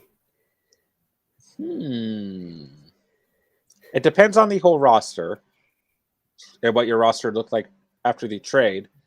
But I would consider this. I would definitely consider it because I really look at it as like you're trading Cook and an RB3 for Saquon, Cooper, and Terry. I will say I would have loved to get a running back in there. Yeah. If it's possible to get 2 running backs. And then a receiver, yeah. Yeah, but it looks like this guy is running back needy that you're trading with, and you're wide receiver needy. I actually think this is a pretty fair deal on both sides. Young Shold, I was giving you on my team for the Mixon advice. My bad. To better my team in 5th place, even with a 5-game win streak. All right, let me scroll back up. Sorry, guys. Let's see. Okay. So you've got CMC, Gaskin, Javonte, AB, Ayuk, Diggs. And then let's see. I'm getting offers for Mixon. I still wouldn't pull the trigger there, man. Yeah. I would still, looking at that team, man, I would still hold on. You already have Javonte as well. I like holding on to Mixon there, man, even in a dynasty league. Yeah. Let me know, or let us know if you need any more clarification there, man. All right, time for president. Hey, Catch fam, how's it going? What's up, bro? Always good to see you here, man. Trying to decide between Carter and Javonte Williams at RB2. Thanks. I think Javonte Williams is the guy here. Yeah, I do too. I just want to hear if you would say. Yeah, I know. I was wondering why you were breathing so heavy. I mean, I think this is like this matchup. This is just so perfect of a matchup. This is the week, right? If you got Javonte Williams and you're trying to trade high, maybe you do it. But I think he's going to be good rest of the season. But bad matchup for Carter. Yeah. Higher really ceiling for Williams. Really bad matchup. Lower ceiling for Carter. Yeah. We're on the goat. I need advice anyone can answer. All right. Looks like the Catch fam got to you. All right. Clap nuts. Trade Swift and Cooks for Scary Terry and Patterson. I would consider this. Yeah, I would. Patterson's performed better on the season than Swift. They're very close, but Patterson Scary Terry is performed better than Cooks and also has some very favorable matchups coming up. So I would do that trade. Yeah. Yeah, I would. Ronald, the time has come to hold your studs. Yeah, I think that was absolutely in reference to Cooper Kupp. Yeah. Jew got one spot for free agent pickup. Ayuk, Bateman, or Hines. Ooh, interesting. Ooh. In a 1 week pinch, I don't mind Hines here. No, I think Hines, Ayuk, Bateman. You could argue Bateman or Ayuk. But I would put Hines first for this week for sure. For this week solely, and then I would say Bateman if you want to look at this as a multi-week approach, right? But sure. Yeah, Hines definitely a top look for me. Sure. Philly Freak, what's up, man? Should I trade Lamar Jackson and Swift for Kyler Murray and Aaron Jones? No. Yeah, no. Jones and Swift not that far off on the season. Lamar healthy, and if I'm not mistaken, at this point, better than Kyler on the season in terms of fantasy rankings. So I'm very sketchy about Kyler in terms of like what he's really going to be delivering for us when he gets back off a bye week. Yeah. I'm pretty concerned about it because I'm not too sure he's going to be as mobile as we thought he was going to be. Ron the GOAT. My team is Cousins, Dalvin Cook, Jonathan Taylor, AJ Brown, Deontay Johnson, Dallas Goedert, Scary Terry, James Conner. My bench is Madison, Montgomery, T. Higgins, Gronk, Tony, and Van Jefferson, any moves I should be making, or am I okay rest of season? I think you can, if you need to, move on from Tony or Jefferson. Maybe Jefferson presents better consistency and upside, but I like that core team. Yeah, I like that stack at Viking stack with Kirk and him. I like this team a lot. Yeah. Let's see here. You also got the handcuff with Madison. I mean, yeah, you got a really good squad here. Yeah, absolutely. iTrux Gaming, what should I try? Try and get for D-Hop. Ronald says, not the time to trade D-Hop. That's how you lose a trade, trading low. I don't necessarily disagree with that. Like, you're not going to get great value for him right now. You might want to just hold on to him. I think I agree with that point. Yeah, that's actually like, because I mean, part of me wants to say, yeah, you could get off of a guy like Hopkins, but I think Ronald's spot on with that. It's like, what are you getting for him, right? I mean, you can definitely explore the trade market, but it's definitely going to be bottom dollar. Jew says for Ron the Goat, trade Kirk plus Gronk for a top tight end like Brady, or top QB like Brady. That's not an awful idea. Yeah. Joe, who to start, Knox or Mike G? My two favorite tight ends on the season, baby. Man, I want to stay in the flames with Knox if he does come back here healthy. I'm leaning Mike G, baby. Okay, that's fine. I mean, like, you're going with number 3 on the season, bro. How did he do last week? He had depends on scoring format, but at least 7 points. A little bit of a down week, but a bad game script. The Dolphins played awful. Ravens secondary. Ravens are bad against tight ends, man. Yeah, man. Okay, then I would switch that. I mean, I will say this though, like, if I knew Knox was fully healthy, had no injury designation, and there was no kind of looming, maybe limited snaps and stuff, then I'd probably still go with Dawson Knox. But I mean, you're the tight end god, man. You know tight ends. Love me some Mike G. You do. You know your tight ends. Yeah, I do. Yeah. Okay. Okay, logic. Calm down over there. Rampy. Oh gosh, I lost my spot. My roster is Zeke, J-Rob, Metcalf, Cup, and Fant. Let me scroll back up here. Just want to make sure. Let's see here. Okay, I don't think that affects the last 2 questions I answered. All right. Steven, are you signing off for the night? I'm going to have to. I'll sign off at 9 on the dot, brother. Okay, got a minute and a half left to Steven. All right. C-Dog, pick 2, assuming all are healthy. Fournette, Eli Mitchell, and James Robinson. That's very tough. Fournette, just due to volume. And Robinson. Yeah. iTrix Gaming, what player should I try to trade for upgrades? 12-team full PPR, Kyler, Swift, Gaskin, Cup, Devontae, Arnold, Waddle, bench is D-Hop, Doug Beals, Jones, Madison, Edwards, Gallup. Edwards is kind of been a non-factor. It's true. What player should I trade for, though? Trade for upgrades. Right. Oh, okay. So just yeah, I got you. So just basically send off. Potentially like a combo of Waddle and D-Hop, because you've got Devontae Adams and Cooper Kupp, right? And I don't know if I'd want to. I don't know if I'd want to combo that necessarily, though. Could you just do D-Hop alone? Yeah, but I think just like we talked about, it's kind of selling him low. Yeah, but I agree, right? But I think if you're just doing D-Hop and Waddle, that takes a significant amount of your receiver depth away. These are 2 good guys, in my opinion, right? Sure. But yeah, I get what you're saying. I mean, we just talked about it. You are trading at bottom dollar. That's tough, because I think most of the other guys you have to start. Yeah.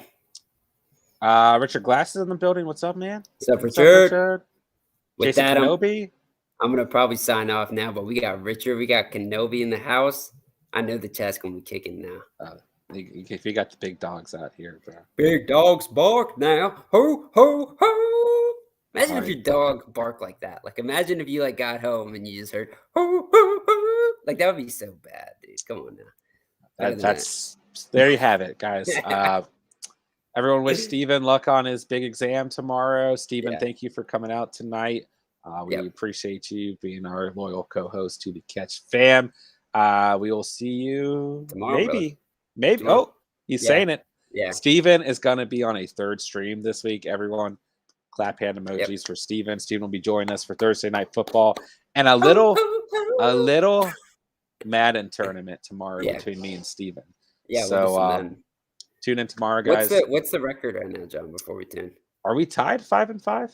It's either because I give you this charity losses. Yeah, that's right. We're tied 5-5. No charity losses. You guys know. You guys know I gave it to him.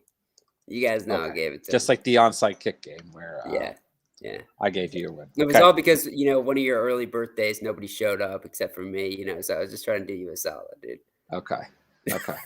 Fair enough. All right, man. Love you. All right. Love you, Catch fam. Have a good night. All right, let's get rid of that guy. Okay. All right, let's get back to the chat here. Okay. Let's make my face a little smaller. All right, guys, let me know what you guys need on the week. We'll hang out for a little bit longer.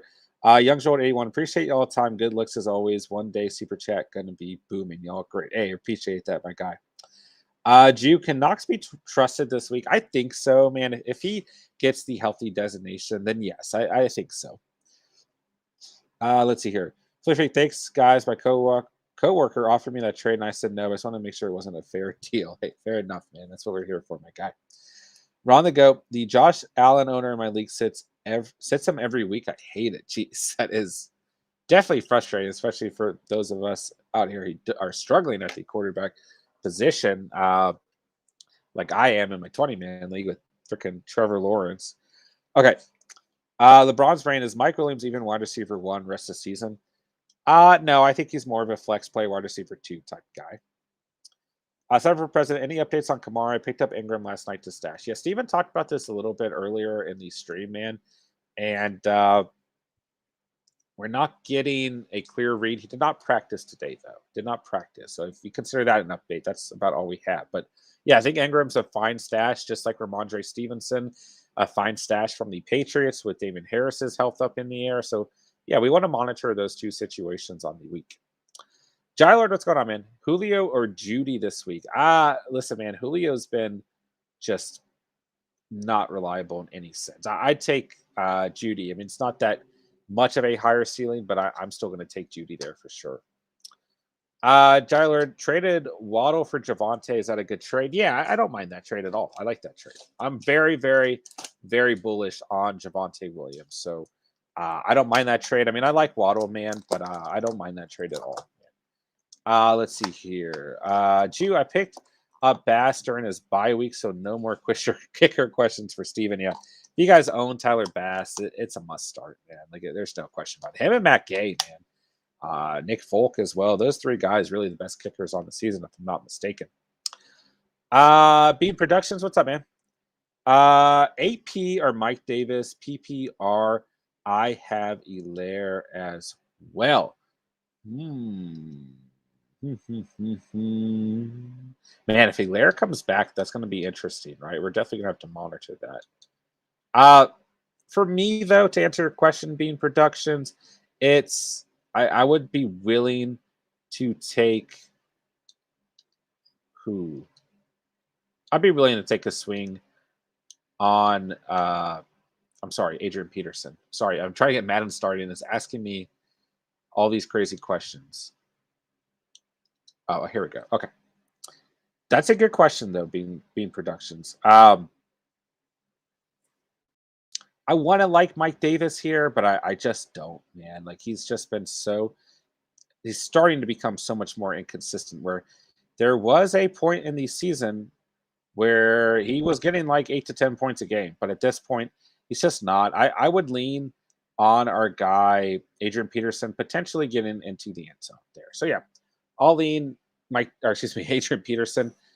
But if Elaire comes back, that's a situation to consider as well. All right, let's see here. Do you really need Rodgers to come back this week? He can. Yeah, he definitely has a shot at it. Definitely has a shot at it. Just needs to get 2 negative tests in a row, right?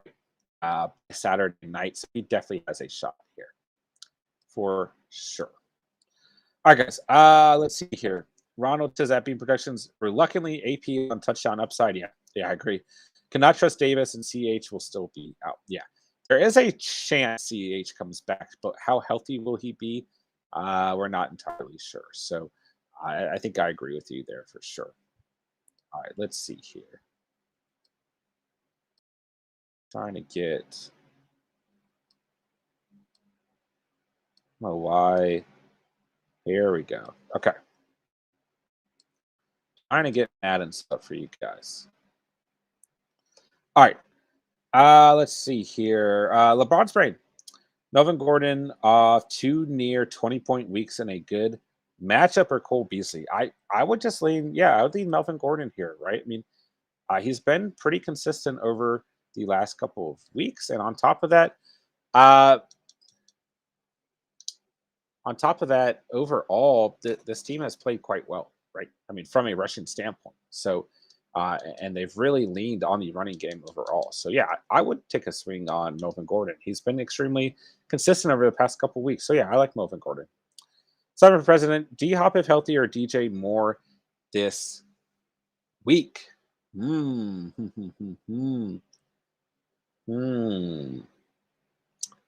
This is tough. Part of me wants to just say DeAndre Hopkins because he's DeAndre Hopkins, right? And the way that the Cardinals have played on the season. But at the same time, I mean, Arizona's pretty good against opposing wide receivers for DJ Moore, and the Panthers are pretty good against opposing wide receivers for DeAndre Hopkins. So I think I want to DJ Moore just because he's not dealing with an injury, right? And the number one corner is a little bit more substantial for the Panthers. Let's see here. C-Dog, should I try and trade Kyler? If yes, what quarterback should I target? It depends on who's your backup. Who's your number 2 quarterback, C-Dog? Let me know that first. Tasha Carp, thoughts on Freiermuth rest of the season, considering trading Waller to get some upgrades? I have Waller, Freiermuth, Gaskin, Fournette, David Harris, Tyreek, Julio, Emmanuel Sanders, Higgins, and Bateman. I'm 7-2 in PPR. I mean, quite frankly, man, I would just keep both Waller and Freiermuth. Like, if he can flex a second tight end, then I would just hold on to both of them, man, because Waller's a little bit too valuable to trade there, right? So I would hate to see you lose them. Let's see, especially if you're 7-2, you're in a good position, man. Right, I would hold on to both those guys, quite frankly. And having 2 tight ends can be very, very, valuable on the season, man. Ronald says, no, he's a great quarterback. Don't trade him. C-Dog, my backup right now is Kirk. Yeah, listen, man, if you got Kirk Cousins, he's still, a top 12 quarterback on the season, if I'm not mistaken. I would just hold on to Kyler until he's healthy, because you can rely on Kirk Cousins in the meantime. So, yeah, I would just rely on Kirk Cousins in the meantime and wait for our guy, Kyler Murray, to get healthy. Yeah, I don't mind that at all. But, yeah, Taja Carp, I mean, you've got Waller, Freiermuth, Gaskin, Fournette, Harris. If you really, really want to take a swing there, we don't want to do this mode. We're going to get destroyed if we play this. If you really want to take a swing there, go out and get a running back. But other than that, I wouldn't do that. Yeah, I don't think I do that. What makes 2 tight ends helpful? Also hear people say I don't need 2 tight ends. It depends. Can you flex a tight end? A lot of leagues have at the flex position, you can flex in a running back, wide receiver, or a tight end. In that circumstance, 2 tight ends is very valuable. The other thing that makes 2 tight ends valuable is that the tight end position is so extremely thin that if one guy goes down, like a Darren Waller or the Pat Freiermuth, a Dawson Knox, I mean, if any of these guys get hurt, who do you turn to on the waiver wire? It's absolutely ugly, right? So the value is that if you lose one, you've got someone to replace them right away, as opposed to going to um, the waiver wire and picking up a guy who's an extreme boomer bust, right? So, yeah. Sea Dog, also by starting wide receivers this week or DK and Hollywood, my flex is Thielen. Should I play Elijah Mitchell over Thielen? I'd say no. I like this output for this Vikings game, man. Yeah, I'd say no. I lean with Adam Thielen there. Ronald, stud tight end. You don't carry two if you have two low end tight ends. It's okay to have two and play matchups. Yeah. I mean, that viewpoint's fine as well, but I never have a problem holding on to two tight ends. I truly don't, right? It's the thinnest position in all of fantasy football. I mean, including running back, right? So, and there's such a disparity between like a top 12 guy and a top 15 guy, or a top 5 guy and a top 10 guy. Like, it's just, there's a huge hole between that. So, I always encourage it. I mean, I've got in my main Micah and Dalton Schultz, and like I don't start Dalton Schultz, right? But I don't care. Like, I still want him on my team, right? That being said, I have Kelsey and Mike G. Yeah, I mean, it's like, why would you drop one of those two guys? Alex McBuckets, would you trade McKissick and DJ Moore for Montgomery? My running backs are Saquon, McKissick, Gibson, Javonte Williams, Jerry McNichols, Jeff Wilson. My wide receivers are Tyreek Hill, AJ Brown, DJ Moore, Pittman, and Ike. Yes, I would do that trade. Absolutely. You can lean on Tyreek, AJ Brown, Pittman to get you through. Ayuk, a good enough backup option. But then, yeah, Montgomery's got one of the best upcoming schedules possible for a running back. Yes, I would consider this all the way. All the way. Losing Moore doesn't hurt you that much, and losing McKissick really doesn't hurt you at all. Yes, I would absolutely. Personally, I would do that trade. Yeah. Sea Dog just picked up Knox off waivers, and now I have him and Fearmouth rest of the year. I love that. Absolutely love that, man. All right, let's see if we can't get a mutt challenge going. Let's see what happens here. Okay, I don't know what I'm doing, but we'll see what happens. Yeah, I have no problem whatsoever with having two tight ends. Call me crazy. Call me crazy.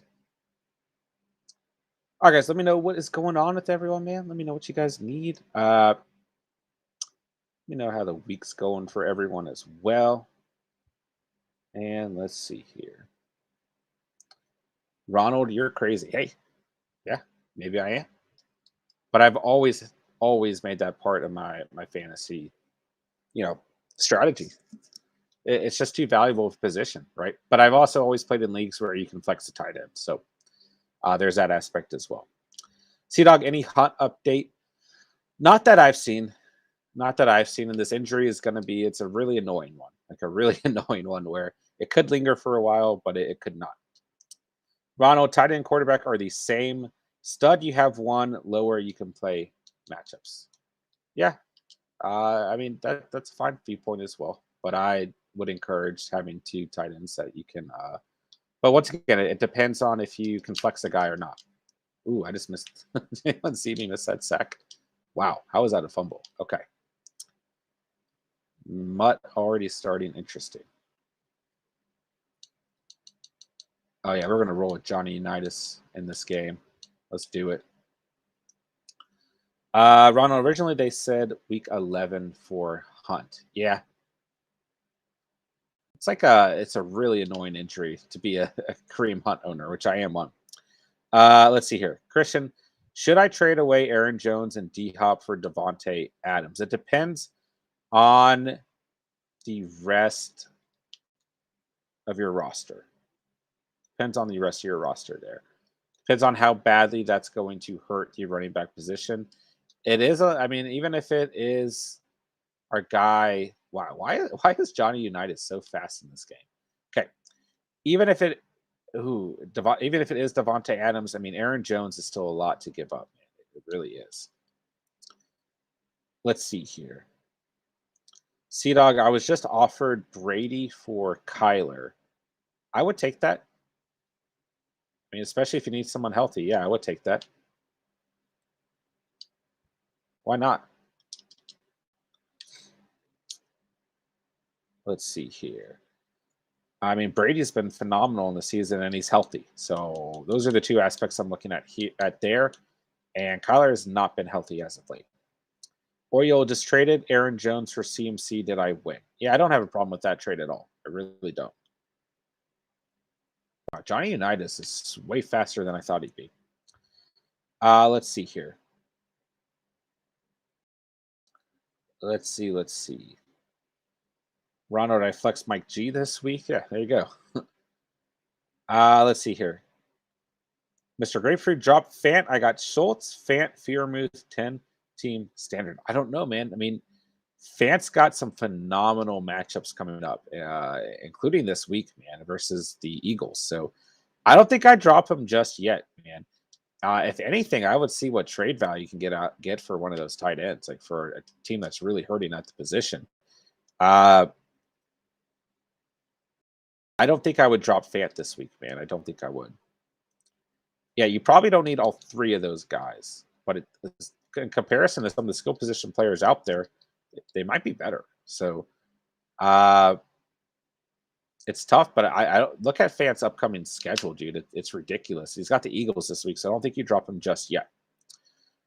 Ronald, yeah, I mean, Brady is a beast this year. It's fairly even. Don't mind it, though. If it's 6 points for a touchdown, I love it. There you go. Christian, would you rather D-Hop or Deontay rest of season? If I'm just looking at who's healthy, then I'm picking Deontay there. But it's tough. It's tough because we know what D-Hop can do when he is healthy, right? Who do I start? Pick 2. DK, D-Hop, Robert Woods, or Keenan Allen? Keenan Allen and DK. Yeah. Keenan Allen and DK. It's close, though, with Bobby Trees in there. And if D-Hop is healthy, it's close. But I think the safest plays are DK and Keenan Allen. Ronald says Deontay. Yeah, I think I agree with that. Sleep with D-Hop on your own risk. I agree with that statement, too. Jason Kenobi, I'm rostering 3 tight ends right now. Yeah, I don't mind that at all, man. I really don't. I don't have anything against several tight ends being on a fantasy squad. Oh, my gosh. Charles Woodson really about to return this? Let's go. Oil, Justin Herbert or Patrick Mahomes on the week or on the season. I still think I just don't think you can bench Patty Mahomes, even if he's been in this slump. I know it's might be a hot take at this point in the season, but I just don't. I don't know, man. I think he presents the higher ceiling, but Herbert's been great too. So it really is a tough call. But it depends. Depends if it's on the season or this week. Ronald, I would not roster 3. I don't. It depends, right? I mean, it depends. Like if you drop them for a wide receiver who's like outside the top 40 or 50, and they're not putting even up, not even putting up the same amount of points or equivalent amount of points, then it's not worth it. Sometimes 3 tight ends is okay. It just depends. And I mean, like Fant, Schultz, and Fearmouth, like they've all been really good on the season. Like, so it's tough, but it also depends. Like, can you flex in a tight end? Like, I could see where maybe having 3 could be excessive if you can't. But even then, it's like if you're going to drop them for a player who's not putting up the same amount of points that they are on a consistent basis, then it might not be worth it in that circumstance either, even if you can't flex in a tight end. But my best fantasy season of all time, I had 3 tight ends on my squad. So I just always go back to that, right? But in that league, I could flex in a tight end. So let's see here. Ronald, I'm riding with my homies. Yeah, I agree with that. Jason, I mean, there aren't receivers available that are projected over my tight ends. Yeah, that's the point I'm getting at too. Like if there's not, then I wouldn't drop them. All right, let's see. Richard Glass, in my league with a deep bench, I'm rostering 3 defenses. I'm 8-1. Hey, if you're 8-1, we really can't argue against it, man, right? I'd rather have a Bateman, Ayuk, Mooney, or Tony than a 3rd tight end. Yeah, it depends on how deep your league is as well. Like sometimes in deeper leagues, it's better to salvage tight ends than it is wide receivers. So maybe guys like that aren't available. But it just depends on scoring formats. It depends on how many teams are in the league. It depends on flex, how many flexes you have, what positions you can flex as well. But I would agree with the point that some tight ends that you can hold on to are going to be more valuable than skill position guys out there. All right, let's see. Am I getting an interception? No.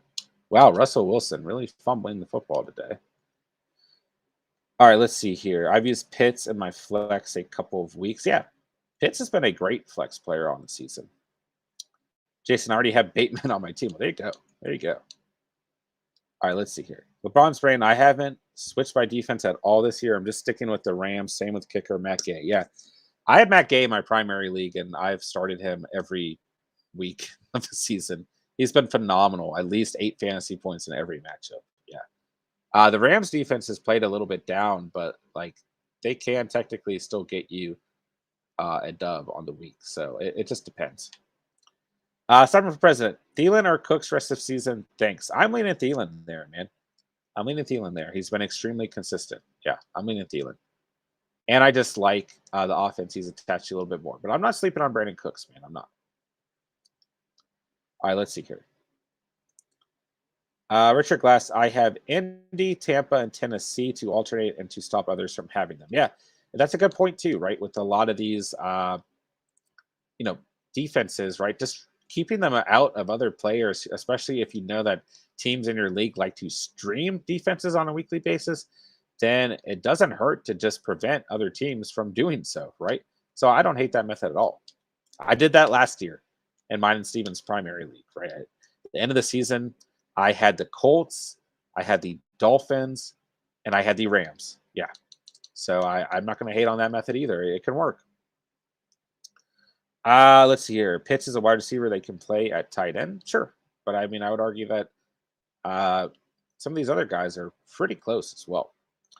Christian, I don't know if you answered my question, but I got sent Montgomery for Leonard Fournette. Okay, maybe I did miss that one. That's tough. Montgomery's got the better matchups coming up. Part of a worst offense. I have Montgomery, by the way. I would keep Montgomery, man. I would. Yeah, I'm very, very bullish on Montgomery right now. I would hold on to him. Look at the matchups coming up, man. They're phenomenal. Leonard Fournette's got some tough matchups and some very tough defenses within that division against the run, and a lot of those coming up towards the end of the season. So I would lean on Montgomery there. All right, let's see. You're going to keep Gay through the bye? I was just looking at that, and I think I am. Yeah, I think I am. Pitts and Hawkinson are in the same boat, both wide receivers, basically. Yeah, and I would argue Mike Gesicki as well. I mean, he gets split out wide quite often. 3 defenses makes the same sense as 0 running backs. I don't know if I necessarily agree with that. Yeah, especially coming from a team with only 2 losses. And like I said, last season I did the same thing and made it to the semifinals. So it just depends on circumstance. And I mean, if your core roster is strong enough and you don't need a lot out of your bench, then I would argue it's nothing close to going 0 RB. If you had Kittle last week and flexed Freeman, you would have done great. Yeah, absolutely. And I mean, the receiver position's been relatively underperforming on the season, so it just depends, man. It depends. But I've always liked the tight end position in fantasy, so I don't know. Maybe I'm biased. All right, that run was not as good as. Let's try and do a little play action with Johnny Unitas. Have him scramble out. Can he find the big tight end?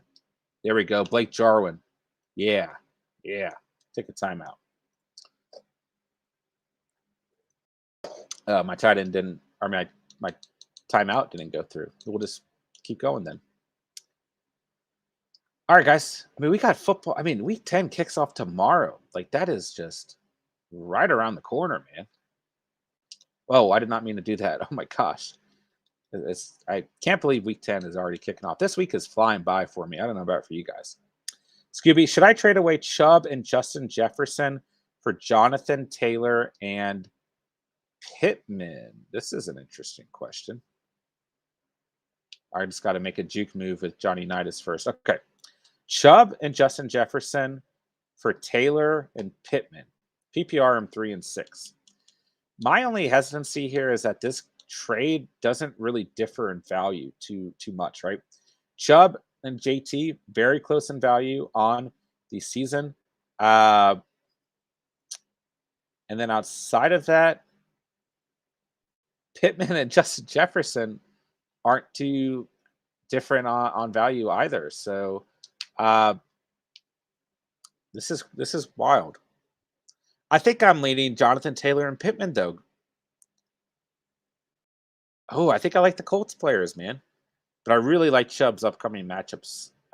Jefferson and Pittman, not too crazy difference though. I don't know, man. Scooby, where's your headspace at with this one? Right. How are you feeling about the trade overall? Be interested to know. Ronald, I was making fun of zero running backs there. Do you like or dislike zero running back? I couldn't tell. I mean, no, that's usually not the draft strategy that I go by. Yeah. Usually not the draft strategy that I recommend. But I just saying I don't compare having multiple defenses to going zero RB. All right, let's see here. LeBron's brain, because both have buys on the Colts side, you can't afford the loss. That's a good point too. Yeah, we gotta start looking at some of these late season bye weeks, guys. Yeah, that's a good point. I think I'd just stay with Chubb and Jefferson because Chubb has just some phenomenal matchups coming up, man. Just beautiful matchups. And then Jefferson and Pittman, Pittman's performed better, but still not too crazy of a difference between those two guys.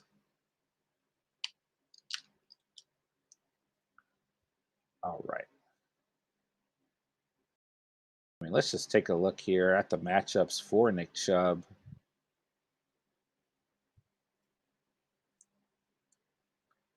Let's see. I can't believe he's out this week. That just stinks.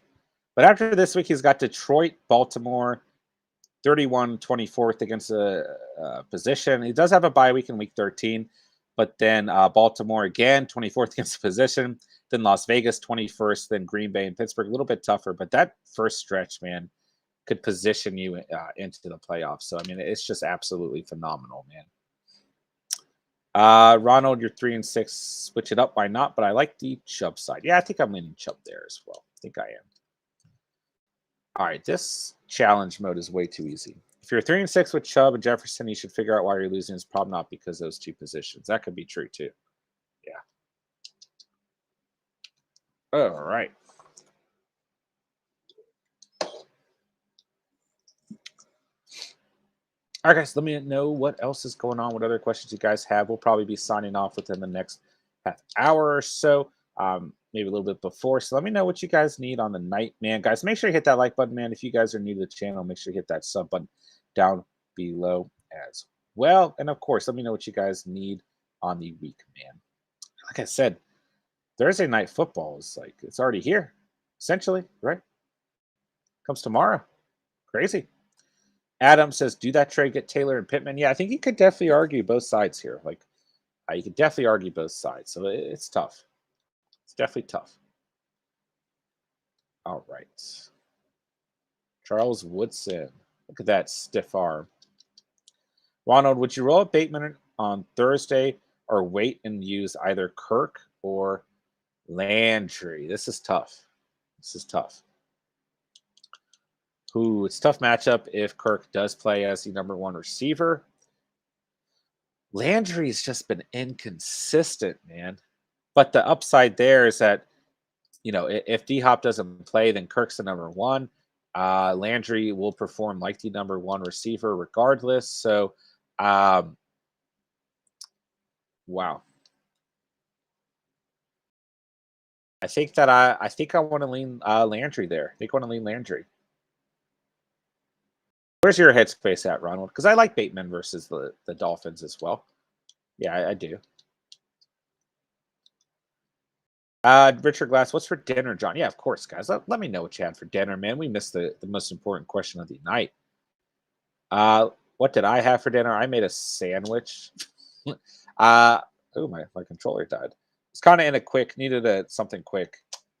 So I made a sandwich so I could get ready to get on here with you guys. So yeah, I had a sandwich. Not too exciting, but it was a delicious sandwich I had. Ronald, right now Bateman is in because I don't want to lose the choice. Yeah, isn't that tough when you don't have until Sunday to decide? It's a good matchup overall, man. It really is. I like Bateman. If it's full PPR, I don't mind it. But like I don't think Landry or Christian Kirk offer too much crazier upside, because the problem there is, like, I think Christian Kirk could, but the problem is we just don't know. It's half PPR. Half PPR doesn't change it too much for me, right? But the problem is we just don't know if D Hop's going to play, right? If he doesn't play, then I do like this outlook overall, although it's a tough matchup versus Stephon Gilmore, a good front seven for the Panthers as well. And then when we're looking at Landry, man, like, gosh, he was starting to become someone we could really trust, but it's a bad matchup versus New England. He's really the biggest X factor for the Browns. So I don't know that I feel crazy about Landry. I feel like Bateman is due for a touchdown, and Miami has been so bad the last 4. Yeah, I like the start, man. I do. Right? If we could get a better read on the DeAndre Hopkins situation, then I think I would lean Kirk here, even against a good corner like Stephon Gilmore. But I don't like Landry right now, especially in half PPR, man. Maybe full PPR, but half PPR, man. I think I agree with you. I think Bateman's the better start there. So yeah, I agree with you. All right. Oh, why my controller keeps disconnecting? It's not good.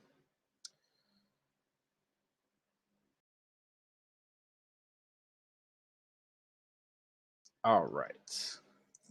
I really hope Bateman does find the end zone. Like, I really liked Bateman in the offseason. I actually drafted him in mine Stevens primary league and just had him on IR forever. And then I had too many players go on IR that I couldn't hold on to him. But yeah, the volume's there. This secondary is bad enough that this should be a good game overall. So we'll see what happens, man. We'll see what happens. All right, this I definitely can't choose this difficulty level in these MUT challenges again. This was probably not very entertaining for you guys, but oh well. It's either me getting destroyed or me destroying something, whether it's a computer or someone. Not really any in betweens in these MUT streams for you guys.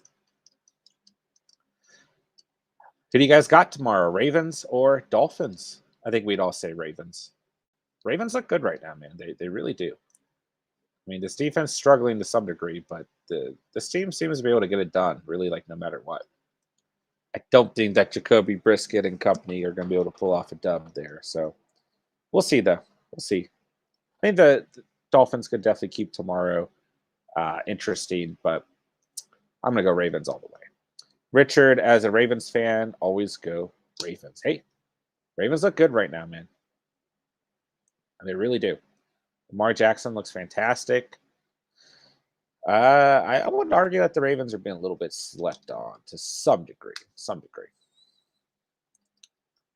Right? It's like, yo, the playoff picture is like forming, like right now. Like, we're at that point in the season. Like, that's kind of crazy. Ooh, Junior Seau. There we go. Jason Kenobi, I'm starting 2 running backs and or 2 RB1s and 3 wide receivers 1 on the week. Hey, that is just scary. Absolutely scary. I mean, I love to hear it. Looks like it's a good outlook for you, my guy. I still, like, sometimes forget that your avatar is OP1 Kenobi, and I love it. Absolutely love it. Let's see here. Illy Reflex. Should I trade Kamara and DK for Kupp and McCaffrey?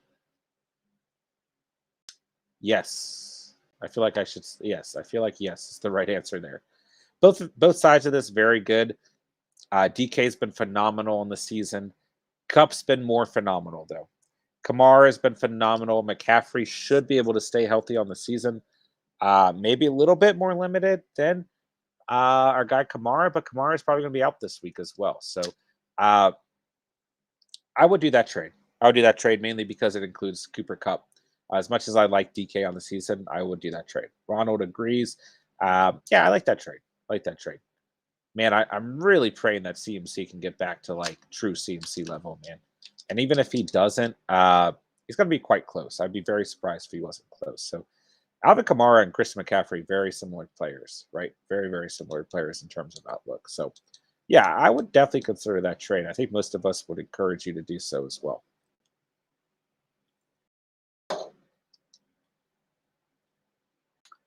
Whoa. All right, guys, we'll probably start signing off after this game. So appreciate everyone coming out tonight, man. Another great stream with you guys, with the Catch fam, man. I hope everyone is enjoying their week so far. I hope you guys are ready for week 10 to kick off tomorrow. You guys should get both Steven and I tomorrow. So another great stream on the way tomorrow night. Looking forward to hanging out with you guys tomorrow as well, as we've just blown out this challenge in Madden Ultimate Team. Jeez, like jarring with the catch. So yeah, guys, just always appreciate you guys. Appreciate this community, man. Just still growing day by day, man. Had a little bit of a slump around the 419, 420 level. But hey, nonetheless, man, happy to be with those of you guys who are members of the Catch fam, and the community is still going strong. So appreciate you guys, man. You guys' support really does mean the world to me and Steven, man. Just love having this community to come home to at night, man, and hang out with you guys, and do our fantasy Q&A streams and everything else we do within the Catch fam. So truly do appreciate you guys, and you guys know that I got to go on a tangent about that at least once a week. So it's got to remind you guys that you guys are the Catch fam, right? We want to be here without you guys. So appreciate you guys to the max. And yeah, we will be on tomorrow. I'm not exactly sure what time we're going to kick off tomorrow, but Steve and I will get that planned, and it'll be scheduled ahead of time. Should have another must-start video uploaded by either tonight or tomorrow morning, so make sure you guys look out for that. If you guys didn't already, if you guys didn't already, check out Steven's must-start kickers and must-start defenses on the week. Make sure you guys check out those videos. Drop a comment for Steven. Drop a like. Truly does help out the channel. But yeah, just excited to get into week 10, man. Ron the Goat, we appreciate you. Hey, I appreciate that. I truly do, Ron. Good times feel more like a hangout, not like watching a TV show. Hey, yeah, absolutely, man. It's, just a community hangout. So we appreciate all you guys coming out on a weekly basis. Ed Reed getting a pick 6 here for the Catch fam. There you go. Ron the Goat, we just be vibing. Like Steven said last week. What did he say? We just be doing it. I don't know what he said last week when we were talking about 400 subs, but yeah. We just be vibing. There you go, Ron the Goat. So yeah, it's just it's a good time every single stream that we have with you guys. And just appreciate this community, man. The Queek, should I trade Pittman and Eli Mitchell for Diggs and Harris? I would keep the Pittman and Mitchell side of things there. Yeah, I would lean Pittman and Mitchell for sure. Yeah. All right, so Ravens, Dolphins tomorrow night. Ronald says maybe vaping. There you go. Hey, whatever you guys need to do during the Catch fam stream, get to it. But yeah, and it's just been a wild ride. I really just can't emphasize how much this community means to me and Steven. So you guys keep up the good work, man. I mean, we wouldn't be here without you guys coming through and joining the live streams, hitting that like button, man, dropping comments for us, getting the live chat going, asking great fantasy Q&A on a weekly basis. So absolutely appreciate you guys. Reese Thomas, would you trade Mike Williams for Cooper? I think these two players are relatively similar, like in terms of boom or bust potential. I think I'm still leaning Mike Williams here. He's had some better finishes on the season, a little bit of a higher ceiling. But I think you could argue that Cooper maybe a little bit of a safer floor. But I think I'd hold on to Mike Williams in that circumstance. Whoa. T. Higgins is on my team? All right, this is like the never-ending game of Madden. I apologize, guys, as we started to sign off and then just kind of kept talking. Oh, booth review. Let's see. Let's see. Final question for the night. How many points does Lamar Jackson put up against Miami tomorrow? I'm hoping for another 30-point performance. It would really give me a strong lead into the week. But we'll see. Gosh, what is this? What is this pass, Johnny Unitas? Dude, is that Rodrigo Blankenship's on my team? What? Wow. Let's see if we can't get an onside kick here to end off the night. Nope. I don't think I'll ever complete one of those in Madden.